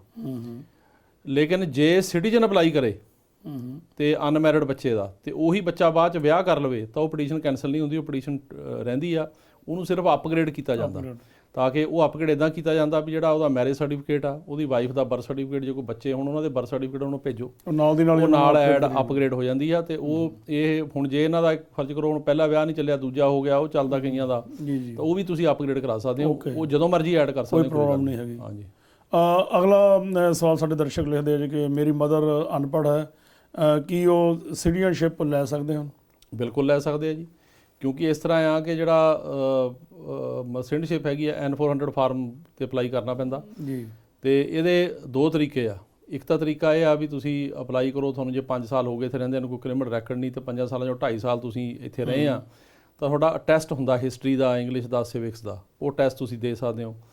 ਪਰ ਕਈ ਜਿਵੇਂ ਹੁਣ ਅਨਪੜ੍ਹ ਨੇ ਜਾਂ ਜਿਨ੍ਹਾਂ ਨੂੰ ਕਿ ਟੈਸਟ ਦੇਣਾ ਔਖਾ, ਜਾਂ ਕਈਆਂ ਦੀ ਏਜ ਜ਼ਿਆਦਾ ਭੁੱਲ ਜਾਂਦੇ ਆ ਜੀ, ਉਹਨਾਂ ਵਾਸਤੇ ਇੱਕ ਫਾਰਮ N648 ਆ, ਉਹ ਡਾਕਟਰ ਭਰਦਾ ਜੀ। ਜੇ ਜਿਹੜੇ ਇਹ ਡਾਕਟਰ ਕੋਲ ਜਾਂਦੇ ਆ, ਕਿਉਂਕਿ ਅਮਰੀਕਾ ਤੁਹਾਨੂੰ ਪਤਾ ਵੀ ਤਕਰੀਬਨ ਹਰ ਬੰਦੇ ਕੋਲ ਡਾਕਟਰ ਹੁੰਦਾ ਹੀ ਆ, ਕਿਉਂਕਿ ਹੁਣ ਕਾਫੀ ਹਰੇਕ ਬੰਦੇ ਕੋਲ ਹੈਲਥ ਇੰਸ਼ੋਰੈਂਸ ਆ, ਤੇ ਜੇ ਤੁਹਾਡੇ ਕੋਲ ਡਾਕਟਰ ਹੈਗਾ, ਤੁਸੀਂ ਆਪਣੇ ਡਾਕਟਰ ਨੂੰ ਕਹੋ ਵੀ ਉਹ ਜੇ ਉਹ ਫਾਰਮ ਭਰ ਦੇਵੇ, ਤੁਹਾਨੂੰ ਜੋ ਵੀ ਪ੍ਰੋਬਲਮ ਹੈਗੀਆਂ, ਕਿਸੇ ਨੂੰ ਕੋਈ ਸ਼ੂਗਰ ਦੀ ਹੁੰਦੀ ਆ, ਬਲੱਡ ਪ੍ਰੈਸ਼ਰ ਦੀ ਹੁੰਦੀ, ਆਰਥਰਾਈਟਿਸ ਹੁੰਦਾ, ਕਿ ਉਹਨੂੰ ਮੈਮਰੀ ਲਾਸ ਹੁੰਦਾ, ਡਿਪਰੈਸ਼ਨ ਹੁੰਦਾ, ਬਹੁਤ ਲੋਕਾਂ ਨੂੰ ਹਾਰਟ ਪ੍ਰੋਬਲਮ ਹੁੰਦੀ ਆ, ਸੋ ਜੇ ਉਹ ਭਰ ਦੇਵੇ ਤੇ ਉਹਦੇ ਵਿੱਚ ਇਹ ਸਪੈਸੀਫਾਈ ਕਰ ਦੇਵੇ ਵੀ ਇਹ ਟੈਸਟ ਕਿਉਂ ਨਹੀਂ ਦੇ ਸਕਦੇ, ਇਹਨਾਂ ਦੀ ਜਿਹੜੀ ਮੈਡੀਕਲ ਪ੍ਰੋਬਲਮ ਆ ਉਹ ਇਹਨਾਂ ਨੂੰ ਕਿਵੇਂ ਰੋਕਦੀ ਆ, ਜਾਂ ਉਹ ਜਿਹੜੀ ਹੈਗੀ ਆ ਇੰਗਲਿਸ਼ ਦੀ ਲਰਨਿੰਗ ਦੀ ਜਾਂ ਹਿਸਟਰੀ ਜਿਹੜੀ ਹੈਗੀ ਲਰਨਿੰਗ ਦੀ, ਕੀ ਉਹਦੇ ਵਿੱਚ ਜਿਹੜੀ ਇਹਨਾਂ ਦੀ ਹੈਲਥ ਪ੍ਰੋਬਲਮ ਰੁਕਾਵਟ ਆਉਂਦੀ ਆ, ਤੇ ਉਹਦੇ ਕਰਕੇ ਜੇ ਇਹਨੂੰ ਜੋੜੇ ਤਾਂ ਉਹ ਫਿਰ ਜਿਹੜਾ N648 ਫਾਰਮ ਲੈ ਕੇ ਜਾਣ ਨਾਲ, ਤੇ ਉਹਦੇ 'ਚ ਇਹ ਆ ਵੀ ਉਹ ਟੈਸਟ ਮਾਫ ਹੋ ਜਾਂਦਾ। ਪਰ ਅੱਜ ਕੱਲ੍ਹ ਇਹਨੇ ਰੂਲ ਬਣਾਤਾ ਸੀ ਟਰੰਪ ਨੇ ਕਿ ਉਹ ਜਿਹੜਾ ਫਾਰਮ ਹੈ ਡਾਕਟਰ ਦਾ, ਉਹ ਐਪਲੀਕੇਸ਼ਨ ਦੇ ਨਾਲ ਹੀ ਭੇਜੋ। ਜਦੋਂ ਆਪਾਂ N400 ਅਪਲਾਈ ਕਰਨਾ, ਤੇ ਜਿਹੜਾ ਉਹ N648 ਫਾਰਮ ਆ ਉਹ ਨਾਲ ਹੀ ਭੇਜਣਾ ਪੈਂਦਾ ਜੀ, ਤੇ ਉੱਤੇ ਫਿਰ ਜੇ ਲੱਗੇ ਇਮੀਗ੍ਰੇਸ਼ਨ ਨੂੰ ਵੀ ਜੈਨੂਇਨ ਇਹਨਾਂ ਦੀ ਪ੍ਰੋਬਲਮ ਵਾਕਈ ਇਹਨਾਂ ਨੂੰ ਮੈਡੀਕਲ, ਤਾਂ ਫਿਰ ਉਹ ਟੈਸਟ ਮਾਫ ਹੋ ਜਾਂਦਾ, ਤੇ ਟੈਸਟ ਮਾਫ ਹੋ ਗਿਆ ਤਾਂ ਫਿਰ ਚਾਹੇ ਅਨਪੜ੍ਹ ਨੇ ਵੀ ਚਾਹੇ ਨਹੀਂ ਵੀ ਅੰਗਰੇਜ਼ੀ ਆਉਂਦੀ, ਤਾਂ ਫਿਰ ਬੰਦਾ ਸਿਟੀਜ਼ਨ ਬਣ ਜਾਂਦਾ। ਜੀ ਜੀ। ਅਗਲਾ ਸਵਾਲ ਹੈਗਾ ਜੀ, ਇਹ ਪਾਕਿਸਤਾਨ ਤੋਂ ਸਾਡੇ ਦਰਸ਼ਕ ਜਿਹੜੇ ਉਹ ਲਿਖ ਰਹੇ ਆ ਕਿ ਬਿਜ਼ਨਸ ਵੀਜ਼ੇ ਲਈ ਕਿੰਨੀ ਕੁ ਅਮਾਊਂਟ ਜਿਹੜੀ ਉਹ ਚਾਹੀਦੀ ਹੈ? ਪਹਿਲਾਂ 5 ਲੱਖ ਹੁੰਦਾ ਸੀ, ਇਹਨਾਂ ਨੇ ਹੁਣ ਵਧਾ ਕੇ 9 ਲੱਖ ਕਰਤਾ ਸੀ ਪਿਛਲੀ ਗਵਰਨਮੈਂਟ ਨੇ, ਜੀ ਜੀ। ਸੋ 9 ਲੱਖ ਤੋਂ ਉੱਤੇ ਚਾਹੀਦਾ, 9 ਲੱਖ ਡਾਲਰ। ਹਾਂਜੀ, ਤੇ ਉਹ ਇਨਵੈਸਟ ਕਰਨਾ ਪੈਂਦਾ ਇੱਥੇ, ਜਿਹੜੇ ਮਤਲਬ ਆਪਣੇ ਕਹਿ ਲਓ ਕਿ ਸਰਕਾਰ ਦੇ ਅਪਰੂਵਡ ਹੈਗੇ ਰੀਜਨਲ ਸੈਂਟਰ ਉਹਨਾਂ 'ਚ, ਜਾਂ ਕਿਸੇ ਹੋਰ ਬਿਜ਼ਨਸ, ਉਹ ਕਰਕੇ ਫਿਰ 11 ਬੰਦਿਆਂ ਨੂੰ ਜੌਬ ਦੇਣੀ ਪੈਂਦੀ ਹੈ। ਤੇ ਪਹਿਲਾਂ ਕੰਡੀਸ਼ਨ 2 ਸਾਲ ਦਾ ਗ੍ਰੀਨ ਕਾਰਡ ਮਿਲਦਾ, ਫਿਰ ਮਿਲਦਾ ਪਰਮਾਨੈਂਟ, ਇਹਨੂੰ EB5 ਕੈਟਾਗਰੀ ਕਹਿੰਦੇ। ਜੀ ਜੀ ਜੀ। ਅਗਲਾ ਸਵਾਲ ਲਿਖ ਰਹੇ ਆ ਜੀ ਸਾਡੇ ਦਰਸ਼ਕ ਕਿ ਉਹਨਾਂ ਨੇ USA 'ਚ ਅਸਾਈਲਮ ਕੇਸ ਪਾਸ ਹੋਇਆ ਸੀ ਉਹਨਾਂ ਦਾ, ਇੰਡੀਆ 'ਚ ਵਾਈਫ ਹੈ ਉਹਨਾਂ ਦੀ, ਪਰ ਉਹਨਾਂ ਦੀ ਮੈਰਿਜ ਜਿਹੜੀ ਆ ਉਹ ਰਜਿਸਟਰਡ ਨਹੀਂ ਹੈਗੀ, ਕੀ ਕੀਤਾ ਜਾ ਸਕਦਾ? ਰਜਿਸਟਰ ਕਰਾਉਣੀ ਪੈਣੀ ਹੈ ਜੀ। ਜੇ ਹੁਣ ਨਹੀਂ ਰਜਿਸਟਰ ਹੈਗੀ, ਫਿਰ ਜਾਂ ਤਾਂ ਉੱਥੋਂ ਫਿਰ ਇੱਥੋਂ ਐਫੀਡੇਵਿਟ ਜਾਂ ਪਾਵਰ ਆਫ ਅਟਰਨੀ ਭੇਜਣਾ ਆਪਣੀ ਵਾਈਫ ਨੂੰ ਰਜਿਸਟਰ ਕਰਨ ਉਹ, ਲੇਕਿਨ ਉਹ ਪੁਰਾਣੀ ਡੇਟ ਦੇ ਵੀ ਮੰਗਣਗੇ, ਜਿਵੇਂ ਕਿਸੇ ਗੁਰਦੁਆਰੇ ਦਾ ਲੈਟਰ ਵੀ ਜਿੱਥੇ ਆਨੰਦ ਕਾਰਜ ਹੋਇਆ, ਨਾਲੇ ਐਫੀਡੇਵਿਟ ਚਾਹੀਦੇ 2-4 ਬੰਦਿਆਂ ਦੇ ਜਿਹੜੇ ਜਿਨ੍ਹਾਂ ਨੇ ਅਟੈਂਡ ਕੀਤੀ ਆ ਮੈਰਿਜ, ਜਿਵੇਂ ਇਹਨਾਂ ਦੇ ਪੇਰੈਂਟਸ ਹੋ ਗਏ ਜਾਂ ਹੋਰ ਉਹ ਕਹਿਣ ਵੀ ਹੋਇਆ, ਤੇ ਉਹਦੀ ਬੇਸ ਤੇ ਫਿਰ ਕਿਉਂਕਿ ਜੇ ਜਿਹੜੀ ਹੈਗੀ ਪ੍ਰਾਇਮਰੀ ਐਵੀਡੈਂਸ ਨਾ ਹੋਵੇ, ਜਿਵੇਂ ਮਤਲਬ ਉਸ ਟਾਈਮ ਦਾ ਮੈਰਿਜ ਸਰਟੀਫਿਕੇਟ, ਤਾਂ ਜਿਹੜੀ ਸੈਕੰਡਰੀ ਐਵੀਡੈਂਸ ਆ ਜਿਵੇਂ ਐਫੀਡੇਵਿਟ ਹੋ ਗਏ ਲੋਕਾਂ ਦੇ ਗੁਰਦੁਆਰਾ ਲੈਟਰ, ਉਹ ਚੱਲ ਜਾਂਦਾ। ਪਰ ਬੈਟਰ ਆ ਜੇ ਹੁਣ ਵੀ ਰਜਿਸਟਰ ਕਰਾ ਲੈਣ, ਪਰ ਉਹਦੇ ਨਾਲ ਸੈਕੰਡਰੀ ਐਵੀਡੈਂਸ ਚਾਹੀਦੀ, ਕਿਉਂਕਿ ਲੇਟ ਰਜਿਸਟਰ ਕਰਾ ਰਹੇ ਆ। ਓਕੇ। ਅਗਲਾ ਸਵਾਲ ਹੈ ਜੀ, ਅਸਾਈਲਮ ਕੇਸ ਕੌਣ ਤੇ ਕਿਵੇਂ ਲੈ ਸਕਦੇ ਆ?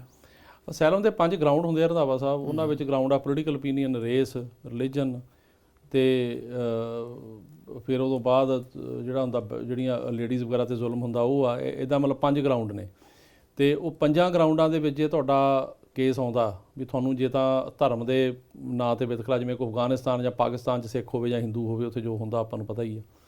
ਰੇਸ ਦਾ ਜਿਵੇਂ ਆਪਾਂ ਕਿਸੇ ਕਾਲਿਆਂ ਦੇ ਮੁਲਕ ਜਿਵੇਂ ਨਾਈਜੀਰੀਆ 'ਚ ਹੋਈਏ ਜਾਂ ਆਪਾਂ ਚਾਈਨਾ 'ਚ ਹੋਈਏ, ਉੱਥੇ ਜੇ ਕੋਈ ਜਿਹੜਾ ਹੁੰਦਾ ਰੇਸ਼ੀਅਲ ਅਟੈਕ ਹੁੰਦੇ ਨੇ ਜਿਸ ਤਰ੍ਹਾਂ, ਜਾਂ ਫਿਰ ਆਪਣੇ ਇੰਡੀਆ ਦੇ ਵਿੱਚ ਜਾਂ ਕਈ ਥਾਵਾਂ 'ਤੇ ਜਿੱਥੇ ਹੈਗਾ ਪੋਲੀਟੀਕਲ ਓਪੀਨੀਅਨ, ਕਿ ਜੋ ਮੌਜੂਦਾ ਸਰਕਾਰ ਹੈ ਤੁਹਾਡਾ, ਹੁਣ ਜਿਵੇਂ ਕਿਸਾਨੀ ਸੰਘਰਸ਼ ਚੱਲ ਰਿਹਾ ਉੱਥੇ, ਉਹਨਾਂ ਦੀ ਸੈਂਟਰ ਸਰਕਾਰ ਦੀਆਂ ਨੀਤੀਆਂ ਨਾਲ ਨਹੀਂ ਬਣਦੀ, ਤੇ ਉੱਥੇ ਹੁਣ ਸਰਕਾਰ ਉਹਨਾਂ ਨੂੰ 2 ਕਰੋੜ ਬੰਦੇ ਜੇਲ੍ਹਾਂ ਜਾ ਕੇ ਆਇਆ, ਕੁੱਟਮਾਰ ਕਰਦੀ, ਫੜਦੀ ਆ, ਉਹ ਪੋਲੀਟੀਕਲ ਓਪੀਨੀਅਨ ਆ। ਸੋ ਇੱਦਾਂ ਦੇ ਜਿਹੜੇ ਮਤਲਬ ਜੇ ਤੁਹਾਡਾ ਕੇਸ ਇਹਨਾਂ 'ਚ ਆਉਂਦਾ ਤਾਂ ਤੁਸੀਂ ਅਸਾਈਲਮ ਕਰ ਸਕਦੇ ਹੋ, ਲੇਕਿਨ ਤੁਹਾਡਾ ਕੇਸ ਜੈਨੂਇਨ ਹੋਣਾ ਚਾਹੀਦਾ। ਉਹ ਮੈਂ ਰਿਕਮੈਂਡ ਨਹੀਂ ਕਰਦਾ ਵੀ ਜਿਹੜਾ ਮਰਜ਼ੀ ਆ ਕੇ ਅਸਾਈਲਮ ਕਰ ਦੇਵੇ ਇੱਥੇ ਰਹਿਣ ਲਈ। ਅਸਾਈਲਮ ਤਾਂ ਕਰੋ ਜੇ ਤੁਸੀਂ ਇਹਨਾਂ ਗਰਾਊਂਡਾਂ ਦੇ ਵਿੱਚ ਆਉਂਦੇ, ਉਹਨਾਂ ਦੇ ਪ੍ਰੂਫ ਵੀ ਨਾਲ ਚਾਹੀਦੇ। ਹਾਂ, ਪ੍ਰੂਫ ਨਾਲ ਚਾਹੀਦੇ। ਜੇ ਤੁਹਾਡਾ ਕੇਸ ਇਹਨਾਂ ਗਰਾਊਂਡਾਂ ਦੇ ਵਿੱਚ 5 ਦੇ ਹੈਗਾ, ਤੁਸੀਂ ਲਾ ਸਕਦੇ ਹੋ। ਅਸੈਲਮ ਦੋ ਕਿਸਮ ਦਾ ਹੁੰਦਾ, ਇੱਕ ਹੈਗਾ ਡਿਫੈਂਸਿਵ ਤੇ ਇੱਕ ਹੈਗਾ ਅਫਰਮੇਟਿਵ। ਜੀ ਅਫਰਮੇਟਿਵ ਹੁੰਦਾ ਜੋ ਤੁਸੀਂ ਆਪ ਅਸੈਲਮ ਅਪਲਾਈ ਕਰਦੇ, ਜਿਵੇਂ ਕੋਈ ਬੰਦਾ ਵਿਜ਼ਟਰ ਵੀਜ਼ੇ ਤੇ ਆਇਆ ਜਾਂ ਕੋਈ ਬੰਦਾ ਲੰਘ ਕੇ ਆ ਗਿਆ, ਬਾਰਡਰ ਫੜਿਆ ਨਹੀਂ ਗਿਆ, ਜਾਂ ਕੋਈ ਸਟੂਡੈਂਟ ਵੀਜ਼ੇ ਤੇ ਆਇਆ ਇੱਥੇ ਰਹਿਣਾ ਚਾਹੁੰਦਾ, ਉਹਨੇ ਕਿਹਾ ਵੀ ਮੈਨੂੰ ਖਤਰਾ ਇੰਡੀਆ ਮੈਂ ਨਹੀਂ ਜਾ ਸਕਦਾ, ਇੱਦਾਂ ਦਾ ਜੀ ਉਹ ਆਪ ਲਾਉਂਦਾ ਅਸੈਲਮ ਐਪਲੀਕੇਸ਼ਨ। ਉਹਦੀ ਇੰਟਰਵਿਊ ਅਸੈਲਮ ਆਫਿਸ 'ਚ ਆਉਂਦੀ ਹੈ, ਅਸੈਲਮ ਆਫਿਸ ਜੇ ਕੇਸ ਪਾਸ ਹੋ ਗਿਆ ਠੀਕ ਹੈ, ਨਹੀਂ ਤਾਂ ਫਿਰ ਕੋਰਟ 'ਚ ਰੈਫਰ ਹੋ ਜਾਂਦਾ। ਜੀ ਜੀ ਇੱਕ ਹੁੰਦਾ ਡਿਫੈਂਸਿਵ। ਡਿਫੈਂਸਿਵ ਇਹ ਹੁੰਦਾ ਵੀ ਜੇ ਬੰਦਾ ਫੜਿਆ ਗਿਆ, ਉਹਨੂੰ ਇਹਨੇ ਪਾਤਾ ਰਿਮੂਵਲ ਪ੍ਰੋਸੀਡਿੰਗ ਦੇ ਵਿੱਚ, ਇਮੀਗ੍ਰੇਸ਼ਨ ਜੱਜ ਕੋਰਟ 'ਚ ਭੇਜਤਾ ਕੇਸ, ਉੱਥੇ ਫਿਰ ਜਿਹੜਾ ਹੈਗਾ ਰਿਮੂਵਲ ਪ੍ਰੋਸੀਡਿੰਗ ਰੋਕਣ ਲਈ ਉਹ ਅਸੈਲਮ ਅਪਲਾਈ ਕਰਦਾ ਜੱਜ ਕੋਲ। ਅੱਛਾ ਜੀ। ਲੇਕਿਨ ਗਰਾਊਂਡ ਉਹੀ ਨੇ ਦੋਹਾਂ ਦੇ, ਜੇ ਉਹਨਾਂ ਗਰਾਊਂਡ 'ਚ ਆਉਂਦਾ ਕਰਨਾ ਚਾਹੀਦਾ। ਜੀ ਅਗਲਾ ਸਵਾਲ ਤੁਸੀਂ ਵੈਸੇ ਜਵਾਬ ਬਿਗਨਿੰਗ 'ਚ ਦੇ ਗਏ ਸੀਗੇ ਇਸ ਪ੍ਰੋਗਰਾਮ ਵਿੱਚ। ਪੁੱਛ ਰਹੇ ਸਾਡੇ ਦਰਸ਼ਕ ਕਿ ਜੇ ਕੋਈ ਬਾਰਡਰ ਪਾਰ ਕਰਕੇ ਇਲੀਗਲ ਤਰੀਕੇ ਨਾਲ USA ਐਂਟਰ ਹੁੰਦਾ ਤਾਂ ਉਹਨਾਂ ਦੀ ਜ਼ਮਾਨਤ ਕਿੰਨੀ ਕੁ ਦੇਰ 'ਚ ਹੋ ਜਾਂਦੀ ਹੈ? ਰੰਧਾਵਾ ਸਾਹਿਬ, ਜਿਹੜੇ ਬੰਦੇ ਬਾਰਡਰ ਕ੍ਰਾਸ ਕਰਕੇ ਆਉਂਦੇ ਆ ਅੱਜ ਕੱਲ੍ਹ, ਉਹਨਾਂ 'ਚ ਦੋ ਕਿਸਮ ਦੇ ਆ। ਇੱਕ ਤਾਂ ਜਿਹੜੇ ਬੱਚੇ ਆ ਜਾਂ ਜਿਹੜੇ ਪੇਰੈਂਟਸ ਬੱਚਿਆਂ ਨਾਲ ਆਉਂਦੇ ਆ, ਉਹਨਾਂ ਨੂੰ ਤਾਂ 72 ਘੰਟੇ ਦੇ ਵਿੱਚ ਛੱਡ ਦਿੰਦੇ ਆ ਜੀ ਜੇ ਬਾਹਰ ਕੋਈ ਗਰੰਟਰ ਸਪਾਂਸਰ ਹੋਵੇ। ਤੇ ਜਿਹੜੇ 18 ਤੋਂ ਉੱਪਰ ਆਉਂਦੇ ਆ, ਉਹਨਾਂ ਨੂੰ ਕ੍ਰੈਡੀਬਲ ਫੀਅਰ ਇੰਟਰਵਿਊ 'ਚ ਲੰਘਣਾ ਪੈਂਦਾ। ਉਹ 'ਚ ਫੇਲ ਵੀ ਹੋ ਜਾਂਦੇ, ਕਈ ਪਾਸ ਹੋ ਜਾਂਦੇ ਆ। ਜੇ ਪਾਸ ਹੋ ਜਾਣ ਤਾਂ ਫਿਰ ਇਹਨਾਂ ਨੂੰ ਮਹੀਨੇ ਡੇਢ ਮਹੀਨੇ 'ਚ ਪੈਂਦਾ, ਜੇ ਨਾ ਪਾਸ ਹੋਣ ਤਾਂ ਇੱਥੇ 2-3 ਮਹੀਨੇ ਵੀ ਲੱਗ ਜਾਂਦੇ ਆ। ਸੋ ਉਹਨਾਂ ਲਈ ਇੰਨੀ ਜ਼ਿਆਦਾ ਜਿਹੜੀ ਹੈਗੀ ਨਰਮੀ ਨਹੀਂ ਹੈਗੀ। ਲੇਕਿਨ ਜਿਹੜੇ ਬੱਚੇ ਆਉਂਦੇ ਆ, ਕਿਉਂਕਿ ਇਹਨਾਂ ਨੇ ਕਿਹਾ ਐਡਮਿਨਿਸਟ੍ਰੇਸ਼ਨ ਨੇ ਵੀ ਮਾਂ-ਬਾਪ ਤੋਂ ਬੱਚੇ ਅੱਡ ਨਹੀਂ ਕਰਨੇ, ਉਹਨਾਂ ਨੂੰ ਹੈਗੀ ਨਰਮੀ। ਪਰ ਜਿਹੜੇ ਵੱਡੇ ਆਉਂਦੇ ਆ ਉਹਨਾਂ ਵਾਸਤੇ ਸਖਤੀ ਅਜੇ ਵੀ ਹੈਗੀ। ਜੀ ਜੀ ਅਗਲਾ ਸਵਾਲ ਹੈ ਜੀ ਕਿ ਇਹ ਕਹਿ ਰਹੇ ਜੀ ਅਸੀਂ ਅਮਰੀਕਾ ਆਏ ਹੋਏ ਹਾਂ, B1 B2 ਵੀਜ਼ੇ 'ਤੇ ਹਾਂ, ਕੀ ਇਸ ਨੂੰ ਅਸੀਂ ਐਕਸਟੈਂਡ ਕਰਵਾ ਸਕਦੇ ਹਾਂ? ਹਾਲੇ ਅਸੀਂ ਵਾਪਸ ਨਹੀਂ ਜਾਣਾ ਚਾਹੁੰਦੇ। ਕਰਾ ਸਕਦੇ ਆ, ਕਿਉਂਕਿ ਉੱਥੇ ਜਿਹੜੇ ਇੰਡੀਆ 'ਚ ਹੁਣ ਕੋਵਿਡ ਦੀ ਹਾਲਾਤ ਇਦਾਂ ਦੇ ਆ। ਤੇ B1 B2 ਰੰਧਾਵਾ ਸਾਹਿਬ ਇਹ ਕੀ ਕਰ ਸਕਦੇ ਆ ਵੀ ਉਹਦੇ ਵਾਸਤੇ ਜਿਹੜੇ ਹੁੰਦਾ ਮਤਲਬ ਐਕਸਟੈਂਸ਼ਨ ਦਾ ਫਾਰਮ ਹੁੰਦਾ I-539 ਜੀ ਜੀ ਉਹਨੂੰ ਭਰ ਸਕਦੇ ਆ। ਜੀ ਜੀ ਉਹ ਭਰ ਕੇ ਉਹਦੇ ਨਾਲ ਆਪਣੀ ਜਿਹੜੀ ਰਿਟਰਨ ਟਿਕਟ ਲਾਉਣ, ਨਾਲ ਐਫੀਡੇਵਿਟ ਆਫ ਸਪੋਰਟ ਲਾਉਣ, ਕਿਸੇ ਦਾ ਵੀ ਜਿਹੜਾ ਕੋਈ ਖਰਚਾ ਚੱਕਣ ਨੂੰ ਤਿਆਰ ਆ ਇੱਥੇ, ਜੀ ਜੀ ਤਾਂ ਉਹ 'ਚ ਫਿਰ 6 ਮਹੀਨੇ ਦੀ ਐਕਸਟੈਂਸ਼ਨ ਮਿਲ ਸਕਦੀ ਹੈ। ਜੀ ਜੀ ਪਰ ਦੋਸਤੋ, ਇਹ ਤਾਂ ਸੀ ਜਿਹੜੇ ਇਮੀਗ੍ਰੇਸ਼ਨ ਸੰਬੰਧੀ ਸਵਾਲ ਜਿਹੜੇ ਤੁਸੀਂ ਸਾਨੂੰ YouTube ਰਾਹੀਂ ਭੇਜੇ ਸੀ। ਉਸਦਾਰ Jaspreet Singh attorney at law ਨੇ ਬੜੇ ਵਧੀਆ ਤਰੀਕੇ ਨਾਲ, ਬੜੇ ਸੁਲਝੇ ਹੋਏ ਇਹ ਵਕੀਲ ਆ, ਉਹਨਾਂ ਨੇ ਤੁਹਾਡੇ ਸਾਹਮਣੇ ਇਹ ਪੇਸ਼ ਕੀਤੇ ਆ। ਹੋਰ ਵੀ ਬਹੁਤ ਸਾਰੇ ਸੈਂਕੜੇ ਸਵਾਲ ਸੀਗੇ। ਅਸੀਂ ਮਾਫੀ ਚਾਹੁੰਦੇ ਹਾਂ ਕਿ ਉਹ ਸਾਰੇ ਸਵਾਲਾਂ ਦੇ ਜਵਾਬ ਅਸੀਂ ਇੱਕ ਪ੍ਰੋਗਰਾਮ ਵਿੱਚ ਨਹੀਂ ਦੇ ਸਕਦੇ। ਕੁਛ ਇਹ ਵੀ ਕੋਸ਼ਿਸ਼ ਕਰੀਦੀ ਆ ਕਿ ਸਾਂਝੇ ਤੌਰ 'ਤੇ ਜੇ ਕੋਈ ਕਿਸੇ ਦਾ ਸਵਾਲ ਆ, ਉਹ ਅਸੀਂ ਸਾਂਝੇ ਤੌਰ 'ਤੇ ਪੁੱਛ ਕੇ ਉਹਨਾਂ ਦਾ ਜਵਾਬ ਵੀ ਜਿਹੜਾ Sardar Jaspreet Singh attorney at law ਤੋਂ ਲੈ ਕੇ ਤੁਹਾਡੇ ਤੱਕ ਪਹੁੰਚਾਉਂਦੇ ਆ।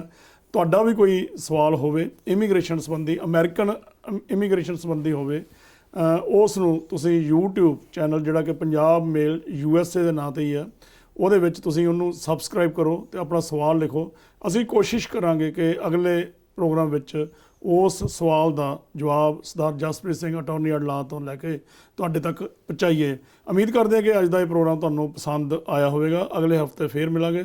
ਤੁਹਾਡਾ ਧੰਨਵਾਦ ਜੀ। ਸਤਿ ਸ਼੍ਰੀ ਅਕਾਲ ਜੀ ਸਾਰਿਆਂ ਨੂੰ।